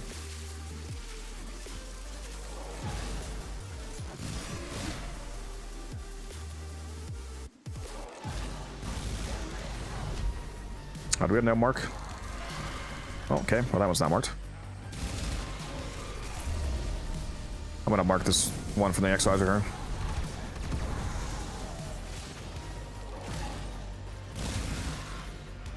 What's the point of Cascade? The Thrax enemies, this guy right here, like the Thrax Centurions, the Thrax enemies have a 5% drop chance to drop any of the Zeramin Arcanes. But when you're playing on Steel Path has a built-in 100% mod drop chance booster. So it takes that 5%. It takes it to 10%, and mod boosters affect arcanes, by the way. Mod boosters, they don't just affect mods, they affect mods, endo, and arcane drop chance. So Steel Path having a built-in... Oh, fuck. Oh, fuck, hold on. Oh, I was fucking one away, dude. I hate my life. One away from getting that. Anyways, you can take that 5% up to 10% by playing on Steel Path.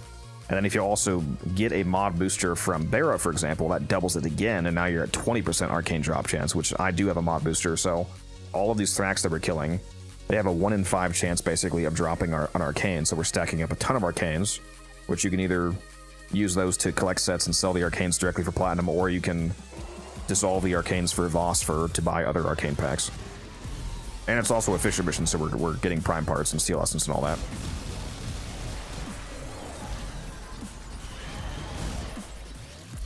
Like, if you take a look at my inventory right now, you can see... Look at all these arcanes that we have.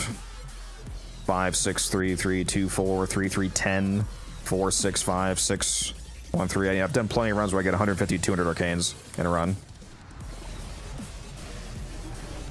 And that's not even counting the Steel Path arcanes. That was just the Zeraman arcanes. You also get the arcane from each acolyte you kill.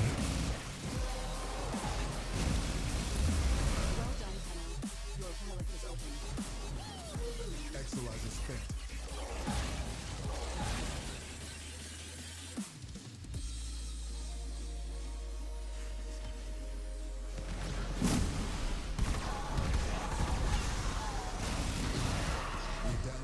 Yeah, we're at level cap now too, so more Thrax as well.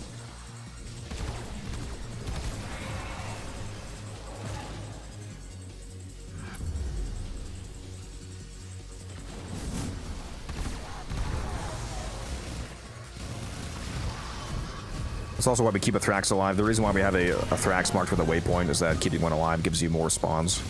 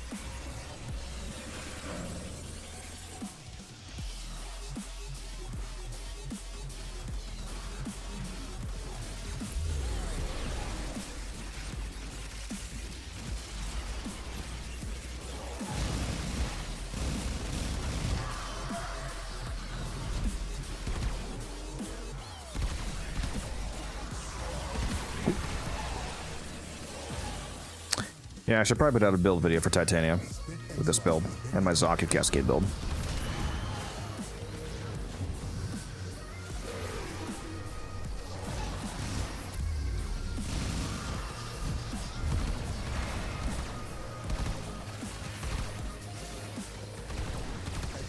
No, that's not the ghost form. What am I doing, bro?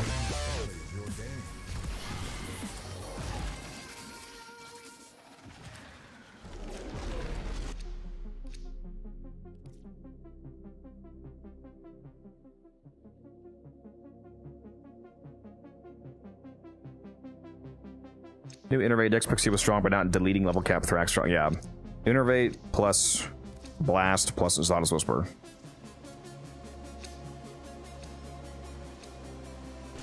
My build is Innervate, Blast, Magnetic, Toxin. The Toxin is on there because I'm using Archon continuity, so having Toxin means you also get free corrosive procs. So it's, in reality, it's, in terms of the proc application, it's actually Blast, Toxin, Corrosive, and Magnetic. I actually dropped Lethal Torrent for Magnetic Might because I felt like the utility of adding the Magnetic was actually better than Lethal Torrent, because Magnetic is basically viral for Overguard and Shield, so the Thrax at level cap with the pretty beefy amount of Overguard they have, adding Magnetic to my build makes me do quadruple damage to the Overguard, so it just deletes it basically. Either way, it kills. I mean, it's not like it's completely necessary, but it works, as you can see.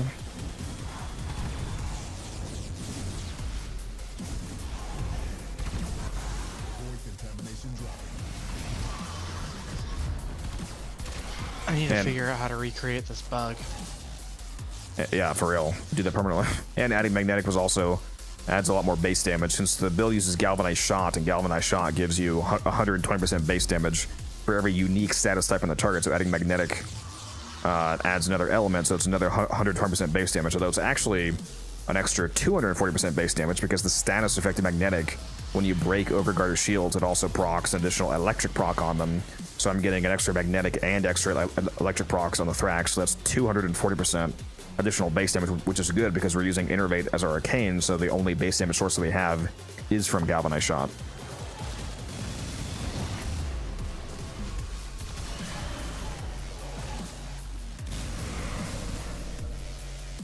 What's this build? If you go watch me on Twitch right now, you can use the Twitch loadout extension to see the mods that are currently equipped on my loadout.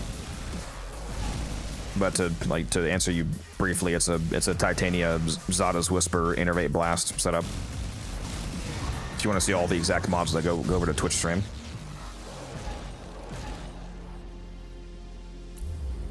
Yeah, I don't think I've ever gotten that bug T-Spin, although it's probably a client bug, and I'm always host, so that's why.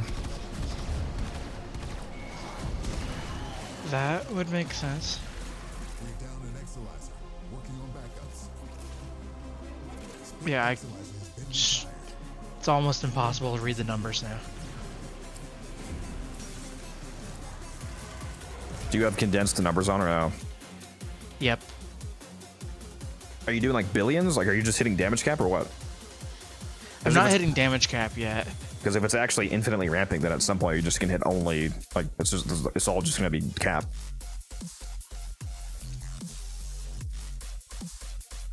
Yeah, right now I'm hitting some strange numbers. Thank you, Jacob, for the follow. My favorite Warframe in chat is likes my this guy named Gyre he likes my Titania fashion. You're named after my favorite Warframe, Gyre.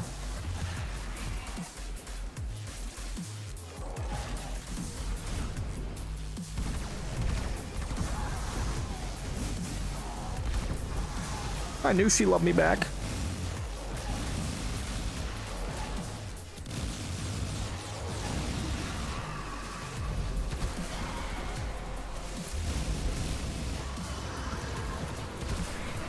What stats should I mod for on Titania? Primarily duration and strength. Exolizer spent.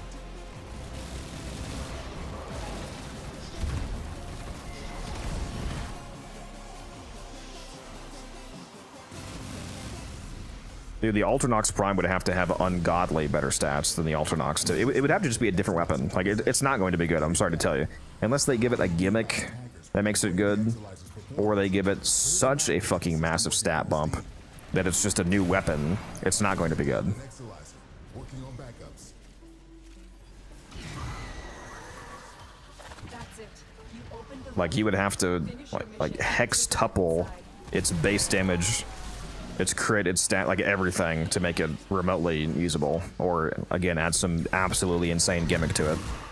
Like, oh, now every status effect that the Ultranox Prime applies to every enemy within 20 meters. Then maybe you would use it.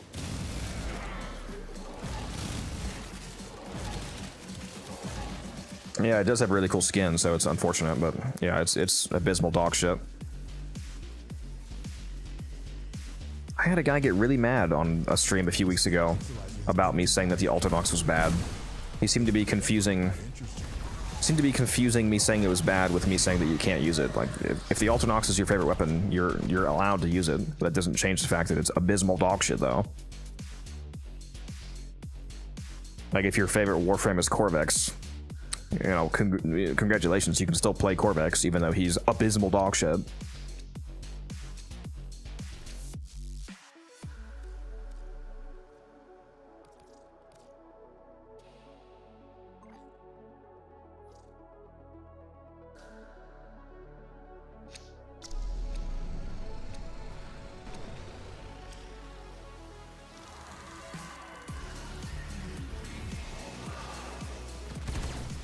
Did I say that you could repossess somebody? Get back into ghost form, buddy.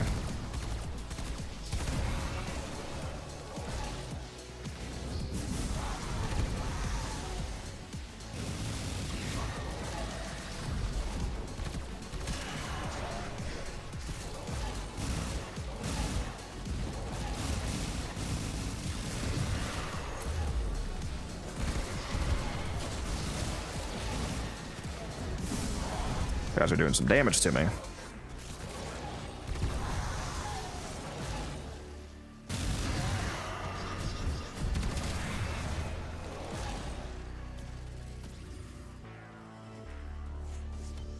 Yeah, Corvex does look sick aesthetically. I'll say that he is pretty aesthetic. He has one of my favorite abilities. He has one ability, the disometric guard, the one that puts all the stone blocks floating around you and your allies, and it makes everybody status immune as long as you have a disometric charge. That's fucking sick. Giving your whole team just on command status immunity like that is pretty cracked. But as a whole kit, he's not very good.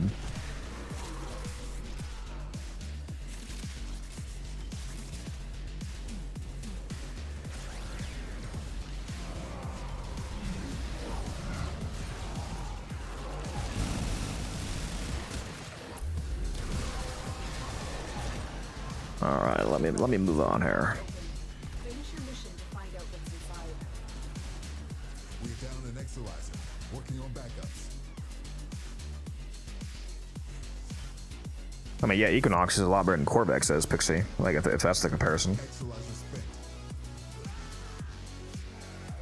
I know a guy that loves Equinox. There's a guy named Fuyum in my Discord. He fucking loves Equinox.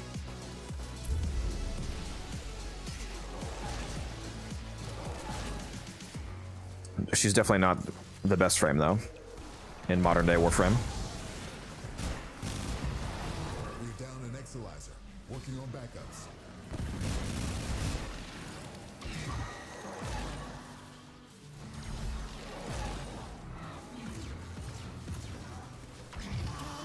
Frost. Frost is good.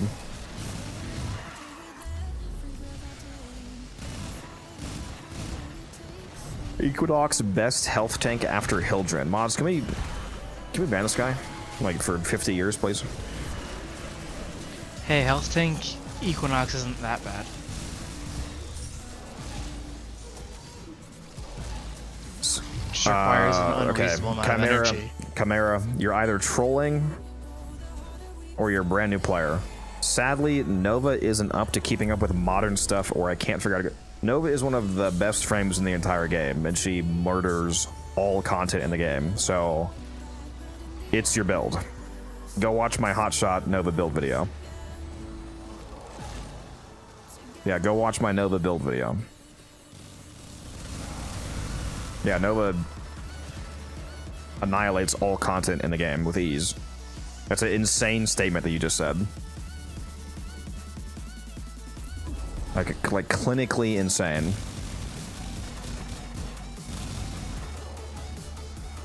Said without a hint of irony, too. It's crazy.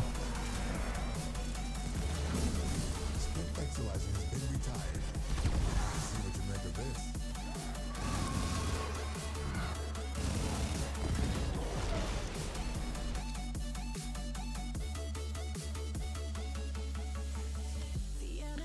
My damage is fluctuating between How- 400 and 400 million. If you're asking how Harrow is, JD is good.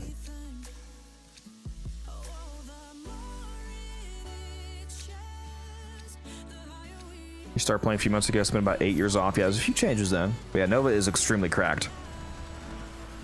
You might not, since you haven't played for so long, Chimera, you might not be aware of the fact that the whole like negative strength speed Nova thing that doesn't exist anymore. Nova's now a tap hold, and she doesn't use negative strength for anything now.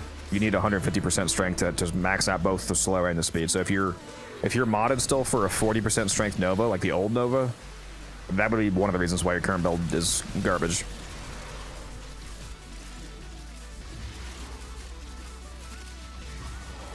Exolizer spent.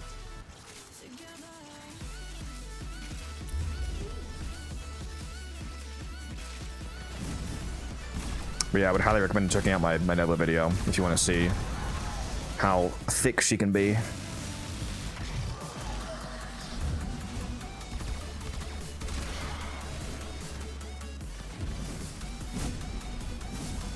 Exolizer has been retired.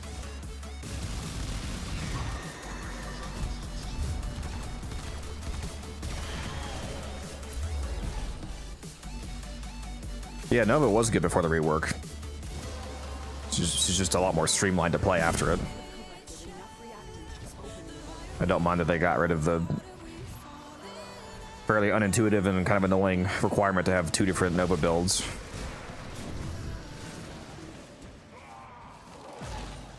And now that she always uses positive strength, she has a lot more viable helmet options as well, which is nice.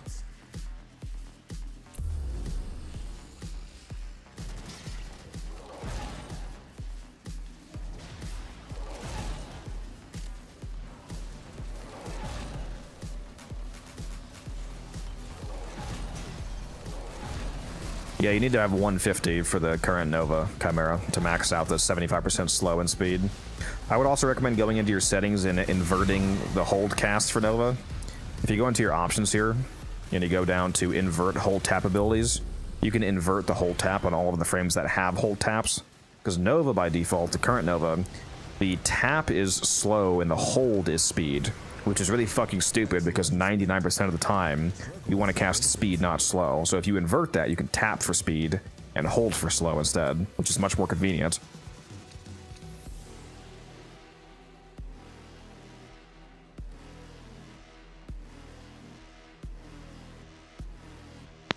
Also, just to warn you, Chimera, ignore literally everything that Musa says in the chat in regards to build advice.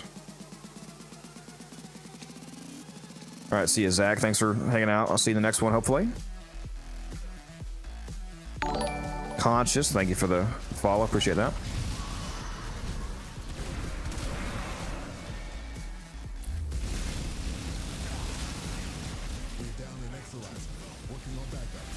I think I've got about 2 more rotations in me.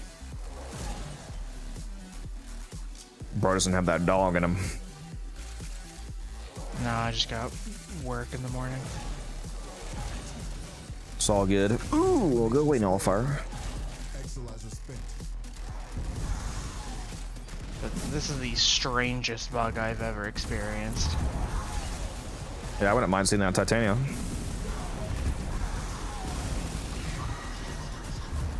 It's weird because the damage is either extremely small numbers or extremely large numbers, and there's nothing in between. That's it. Open the relic. Finish Yeah. the mission and we'll take a look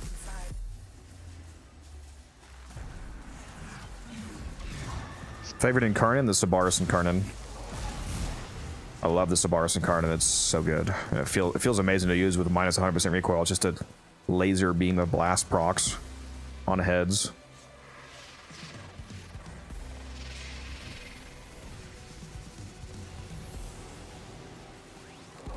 The Sabaris is a lot better now that I have a multi-shot ribbon. Yeah, I don't know why they made it so painful to charge, dude. Yeah, highly recommend a multi-shot ribbon for the Sabaris Incarnate for those of you out there that like the weapon.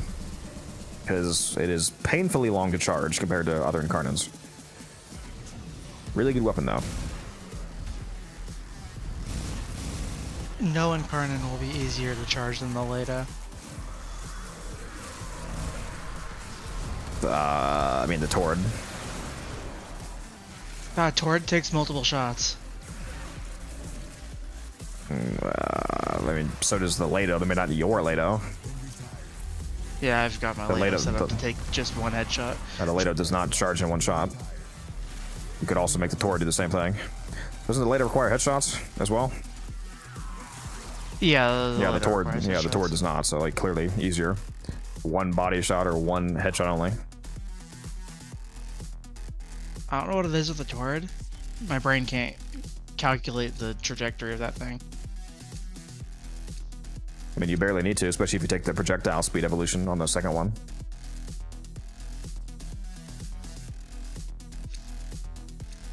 I honestly don't remember what evolutions I took on the Tord. Exolizer spent. Contamination levels. I struggle to like the melee Incarnates. I'm kind of awful at making melee. Clearly, you have not used the proper Okina Prime Incarnate build because that thing fucking shreds. It's my favorite melee.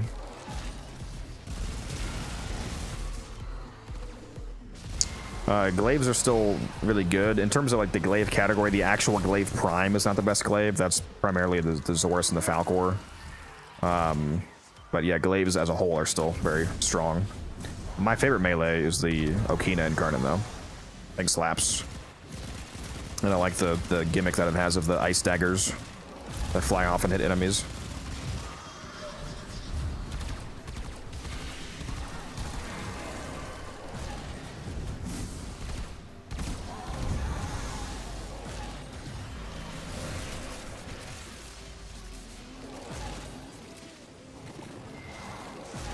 I saw someone try to say the Okina Incarnate was bad. Oh man, how do you politely say that somebody doesn't know what the actual fuck they're talking about? What's the polite way of saying that?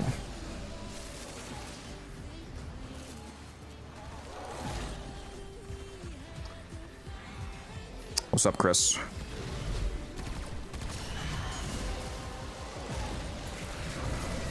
Man, if I heard someone say that Okina was bad, I'd tell them to go back to Destiny.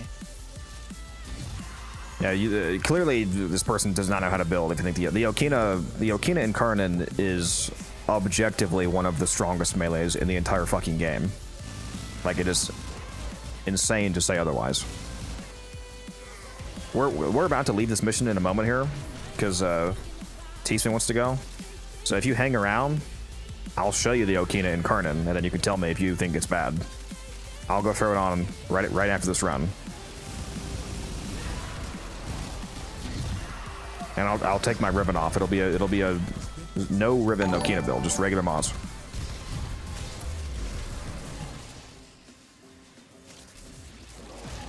Opinion on kills... Dagoth is amazing. Somebody was asking earlier what's an underrated Warframe. Dagoth was my answer. JReg. Dagoth is very good. And I have a build video on it too if you want to check it out. Was this your last one, or did you say one more, T-Spin? This is my last rotation. Alright, we'll hop out of here. Speaking I of was gonna Okina, say, you can get the Okina can kill base level Steel Path with half a build. yeah, it fucks.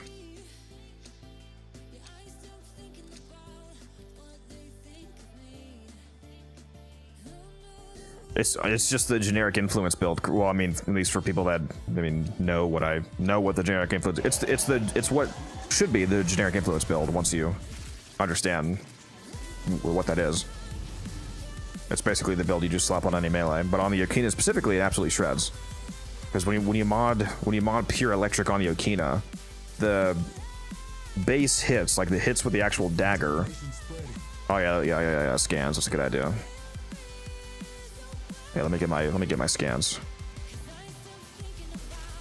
Fun fact, guys, for those of you that don't know this, the amount of Samaras rep that you get from scanning enemies scales with their level. So at level cap, each scan is 6,000 Samaras rep.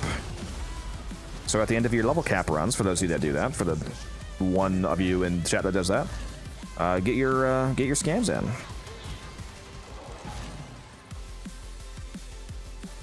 Fucking hell, where are the enemies, bro? The enemy's over here.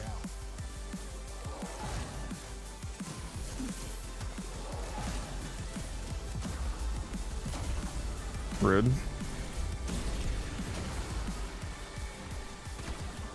Guys, I'm just trying to get some scans. Let me scan you for God's sake.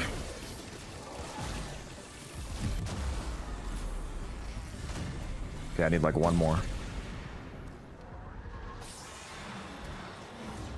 You don't need to get revived, Rod. Just res yourself, bro. We're about to leave.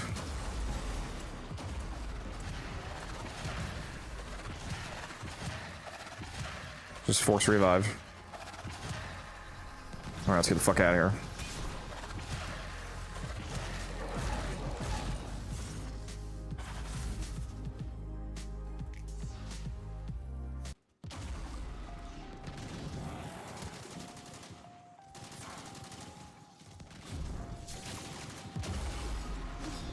Also, I was saying, when you put the generic influence build on the Okina, when you hit enemies directly with the regular daggers, you get, like, just the regular electric. But during the Incarnate form, every time you kill an enemy, you generate ice daggers that float around you, and then they fly off and they hit nearby guys. Those ice daggers proc guaranteed cold procs, but they also deal cold damage normally, and they have a status chance. So, and they'll, the cold will combine with the modded electric and now also proc magnetic. So you're getting electric, magnetic, and cold on an influence build on the Okina. This is good.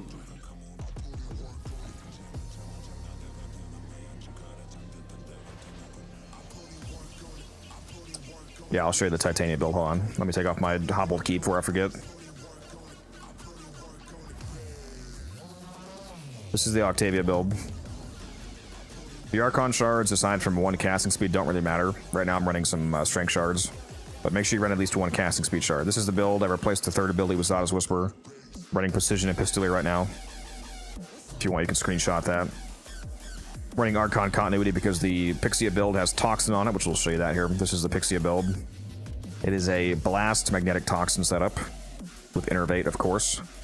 It's primarily Innervate plus Blast plus Zada's Whisper, the interaction that those 3 things have with each other that makes it do so much damage that you obliterate level cap enemies.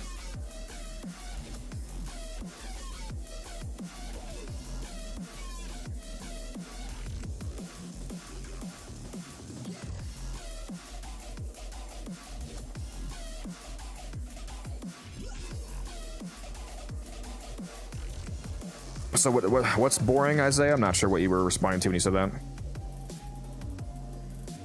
You see more Archon shards for her? Yeah, I would definitely recommend at least a casting speed shard. Let me turn in my daily standing here, and then we'll show the Okina. Yeah, saying the Okina is bad is actually insane.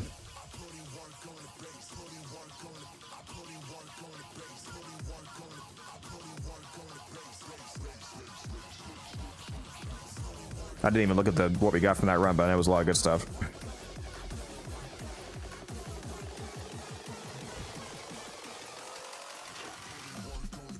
Alright, let's slap the Okina on. The evolutions that I chose are... The first one is the status damage, the plus 6% status damage for 10 seconds stacks up to 5x, so that gives you a free 30% status damage. It's the same multiplier as Elementalist. Second one is either 30% movement speed or the +1 range. Right now I'm on the 30% movement speed. And then the last one, instead of the... You would probably expect that I would take the raw crit, because that's a very common thing for Incarnates, but I actually took the increase in base stat chance by +12%, and the stats duration. The stats duration doesn't really matter at all. I just took it for the massive base stats chance increase to have hyper reliable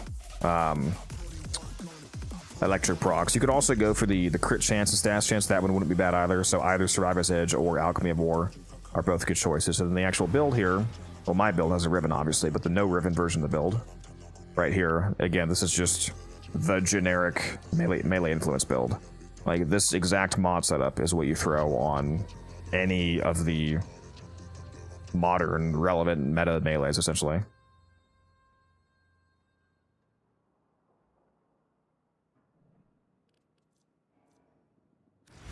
And you will see that this absolutely slaps. Let's go hop in a missionary. I'll just go to Conjunction Survival, and I'm using my Test Revenant, so there's no buffs from this Warframe. I do have Roar on this Revenant, but I'm not going to cast it, obviously, so it's just for survivability. So the performance you're about to see is purely from the weapon. Well, and I'm also using a Panzer Rebel Phyla, but I'm not using any direct frame buffs. Each enemy is more powerful than before. Only with true mastery of the Tenno arsenal will you succeed. Oh, I should put Naramon on so I can actually keep my fucking combo. Oh, I'm stupid, bro.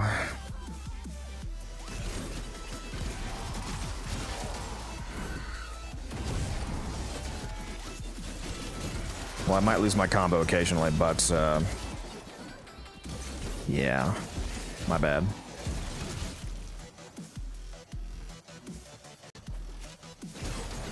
Yeah, I can't. Damn it, man. I can't keep my 12x. Silly me. Yeah, you can take a look at this and tell me if this is bad performance. And again, this is with no frame buffs. I'm not even at 12x yet for the max crit and stats chance. There we go. Now we're at 12x combo. Hopefully I can actually keep it. Yeah, bad weapon, by the way, guys, apparently. And this is without a smite mod. You would do dramatically, insanely more damage if you add a smite mod instead of prime to reach, or if you use roar, because roar is actually coded as a universal faction multiplier. So if I cast this, the damage will become ludicrously, absurdly higher. Because again, faction multipliers triple dip on melee influence. So this 134% roar that I just cast is being applied 3 times.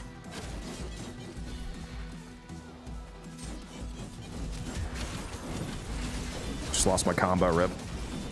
But yeah, 238 kills, just a minute and a half.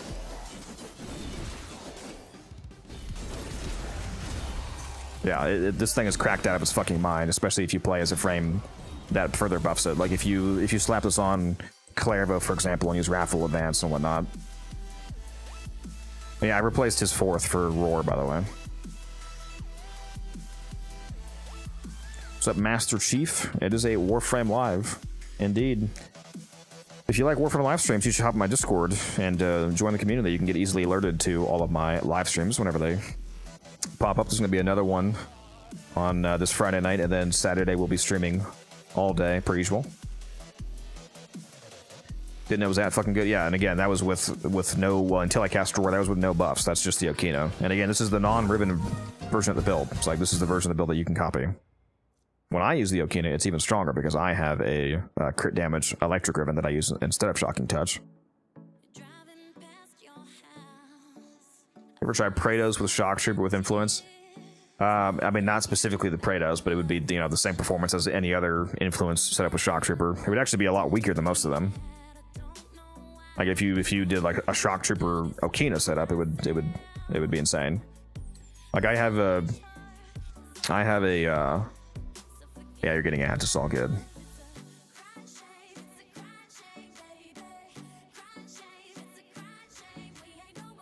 It's got 10M,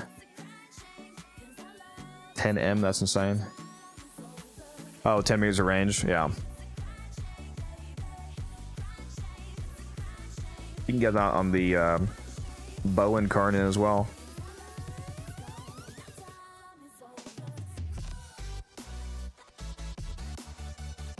Okina, you most use melee as really good. My most used, technically, is going to be the Praetos, because I just have it equipped for the parkour velocity, so it's probably the Praetos. What is it right now, actually? No, it's still the Glaive Prime, even though I'd never use this. I have not used the Glaive Prime consistently for, like, literal years now at this point. But I just used it so much in the past that it's still my most used. My most equipped melee, as of late, is the Praetos, just because of the passive parkour velocity it gives you.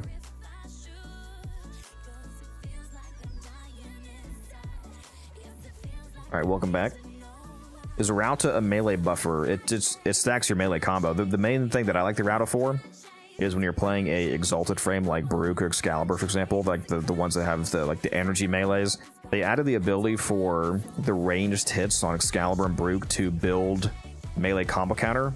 But even if you hit like 20 guys with Baruch's Exalted Wave, it still only counts as one hit and it builds one combo at a time. But if you use the Rauta on Excalibur or Baruch, for example, and you just shoot guys with, if you activate your Exalted melee and then you switch to your gun, because you can pull your gun out while the Exalted is running without ending the ability. If you shoot an enemy with the Rauta, it'll stack combo on your Exalted. So instead of having to literally land to 240 separate hits, or 220, whatever it is, to stack up your combo, you can just shoot like one guy with the Rauta and cap out your Exalted right away. Rauta works on Atlas, yeah. On Atlas, though, it's not really relevant. Like on Atlas and Korra and Gara, it doesn't really matter because they build 20 combo at a time. The way that... so Excalibur, Valkyr, Baruch, they have normal melees, where like they're landing normal hits. Atlas, Gara, and Korra, their melee abilities, they all stack 20 combo at a time, so they only take 12 casts to max out anyway.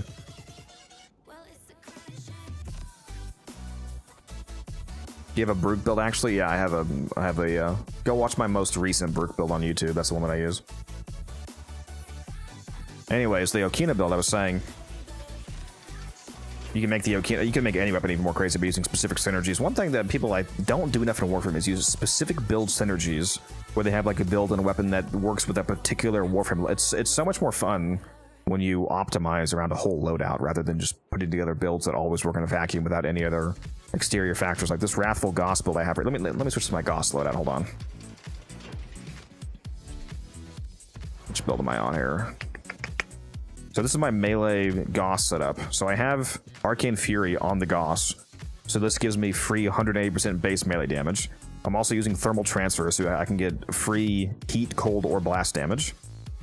And since it's Goss, I also have the Redline ability. So that's free melee attack speed. And I put Wrathful Advance over his second ability, which I know sounds crazy. If you guys don't know how Arcane Aegis and Fast Deflection tech works on Goss, it sounds crazy because, oh, you took off his defensive ability. But TLDR, there's basically a bug on Goss where if you use Arcane Aegis and you have Fast Deflection, your battery is high enough, you have Infinite Shield Gate, you're immortal. You're about to see it. Go watch my video if you want to hear the rundown on it. But I put Wrathful Advance on Goss. So this is free flat crit chance from Wrathful Advance, free attack speed from his fourth, free base damage from Fury, and extra free elemental damage from Thermal Sunder. So I have a specialized Okina build that I use on Goss. Since I'm able to replace so many mods from the buffs, like thanks to the buffs on Goss, I don't need to run base damage, I don't need to run attack speed, I don't need to run crit chance, so on, so on, so on. I can run this very weird looking build. Where here, I'll show you the non-ribbon version. My ribbon is electric and crit damage, so that's what I usually run instead of shocking touch, but I'll switch over to... Well, actually, I'm running both, that's right. We'll just put on Voltaic Strike so you guys can see a non-ribbon version of this. So I'm able to fit both of the electric mods, thanks to having so much space, and both of the range mods. So I have Primed Reach and Spring-Loaded Blade. So this is 5 meters of range in total. So it's just a very, if you were to run this build on a frame that wasn't providing all those buffs, this would be a terrible build. But since all of those factors are being provided by Goss, you have this very weird build that works insanely well. It's a giga insane amount of damage. Let's hop into mission and do that. I'll showcase that real quick.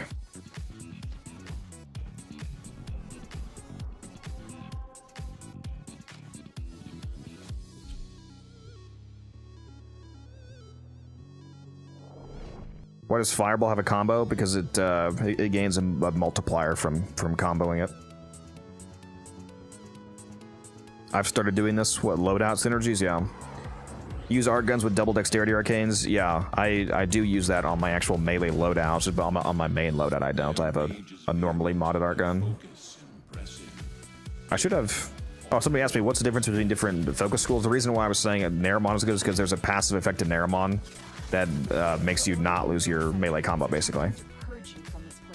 Well, first I'll show you, for those of you that don't know about the Goss tech with Arcane Aegis. After Arcane Aegis triggers one time on Goss, it bugs permanently to give you an infinite shield gate if you have Fast Deflection on the build and you have his battery high enough for his battery passive. So I'm just waiting for... I don't think it's gone off yet. Okay, there's Aegis.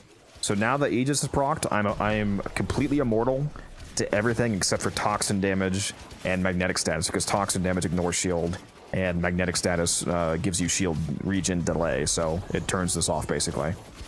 So all of these guys doing their regular damage types, their IPS and whatever else, I'm immortal. Like, look at my shields, they're infinitely generating. I actually cannot die. Anyways, now for the melee build, so I'm activating Redline, Wrathful Advance, and let's do the heat version of Thermal Sunder. So I just added 223% heat damage. Look at those red crits. So I'm red critting thanks to Wrathful Advance. I'm getting free base melee damage from Arcane Fury, and I'm getting an extra 223% heat damage from Thermal Sunder Augment, and the attack speed coming from his fourth ability.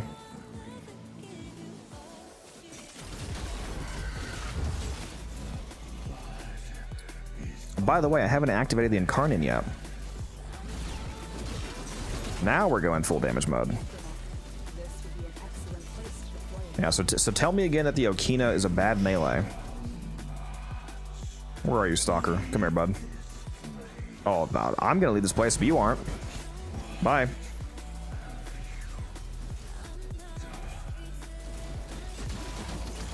So yeah, this is it's a good time.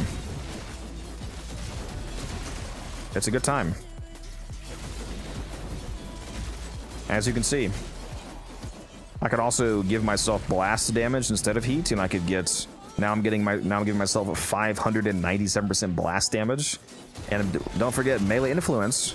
I know you guys are used to, you know, using just pure electric for melee influence because you need electric to trigger it, but the way that melee influence actually works is that it spreads all elemental procs. So if I hit a guy with a giga more billion damage blast proc, that's spreading through melee influence. So I'm now spreading blast and electric thanks to this combination.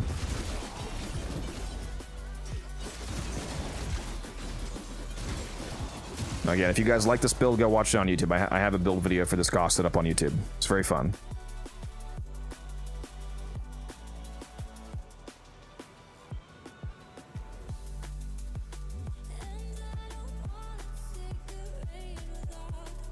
No, Arcane Aegis does not have to be maxed out. You can use a rank 0 Aegis and it does the same thing. If you think about how shield gating actually works, now don't tell the people that are buying all of these rank 5 Aegises right here that I'm trying to sell. I still got like 20 guys sell guys, so don't let the secret out, you know. The people that are buying it off me for rank 5, let them buy it. But the rank 5 Aegis doesn't do anything over rank 0, like at all, basically. If you look at what Aegis actually does, the only thing that scales with Aegis level is the percent of shields you get back per second. At any rank, you have a 3% chance for it to activate, and it lasts for 12 seconds. So as you see, rank 0, 3% in 12 seconds, max rank, 3%, 12 seconds. The only thing that changes is that you go from 5% of your shield recharges per second all the way up to 30. But given how shield gating works, since Aegis is giving you a constantly, infinitely generating shields for 12 seconds, it doesn't matter how much shields it actually is. As long as you're regenerating any amount of shields, you're at minimum triggering that minimum 0.33 second shield gate. And when you have infinitely continuously charging shields, they're never able to get past that shield gate. You keep triggering the next shield gate before they can actually damage your health. So there's actually effectively zero difference between a rank 0 Aegis and a rank 5 Aegis. They both make you effectively immortal while they're active because due to how shield gating works. So yeah, you can just go buy one Aegis for basically nothing, and you'll have the same effect as what you just saw. I mean, I would put it on the Okina Prime personally, Chris, but I mean either way it'll kill things.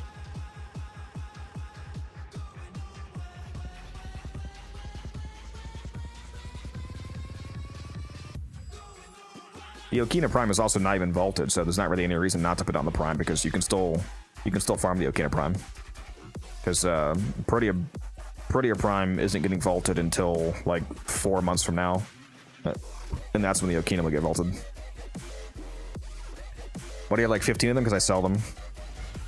I bought them for as low as like 50, 60 plat back during the Operation 8 Claw event, and now I'm selling them for 200.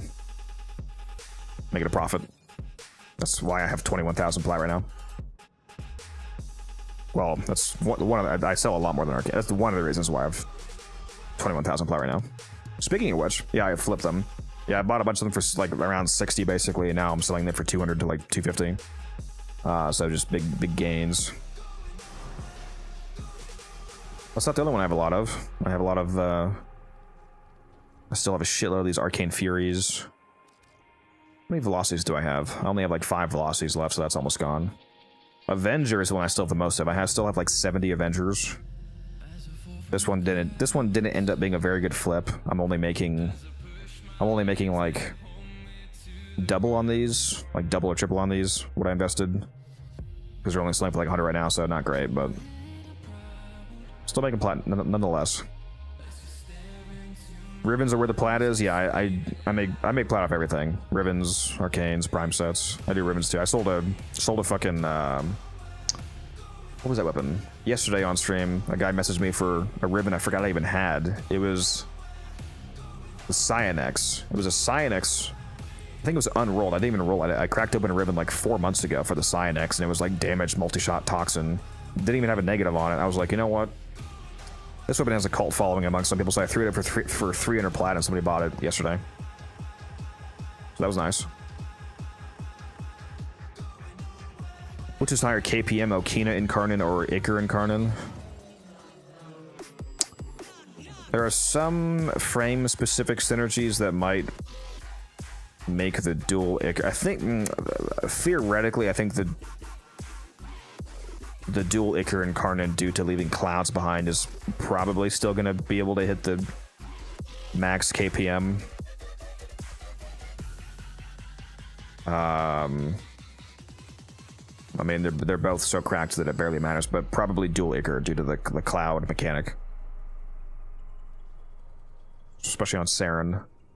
Good times. I took Saren with the dual Icar to the Kuva Fortress for a little test run. I got like 220 kills in 1 minute. That was gross.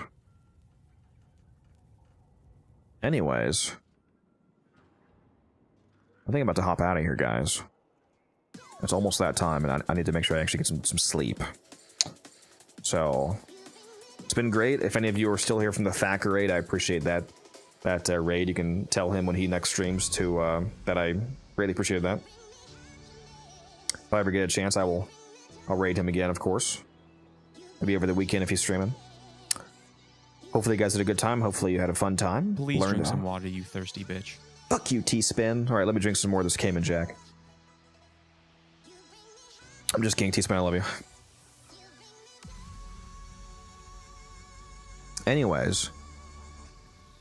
Hopefully you guys learned a thing or two. If not, hopefully you were at least entertained. Come back for the Friday night stream. It's going to be about the same time, 10 p.m. Eastern Standard Time to 2 a.m. Same as tonight's stream. And then Saturday, we'll be doing the 2 p.m. to midnight Eastern Standard Time stream. So basically just streaming all day Saturday. Might work on Ignis. Thank you for the follow. Appreciate that. Might work on finishing my, like I said, my Tenet and my Kuva weapons, getting those to 60%. I want to get all of them to 60% across the board. I also want to finish getting the Accolade glyphs, so I got to work on that. And yeah, aside from that, we'll just probably grind out some fishers and whatnot. But yeah, I will see you guys in the next one. For those of you watching on Twitch, hang around for a sec. Per usual, we will find somebody to raid. For those of you watching on YouTube, I'm going to go ahead and shut those streams down. Thank you for watching.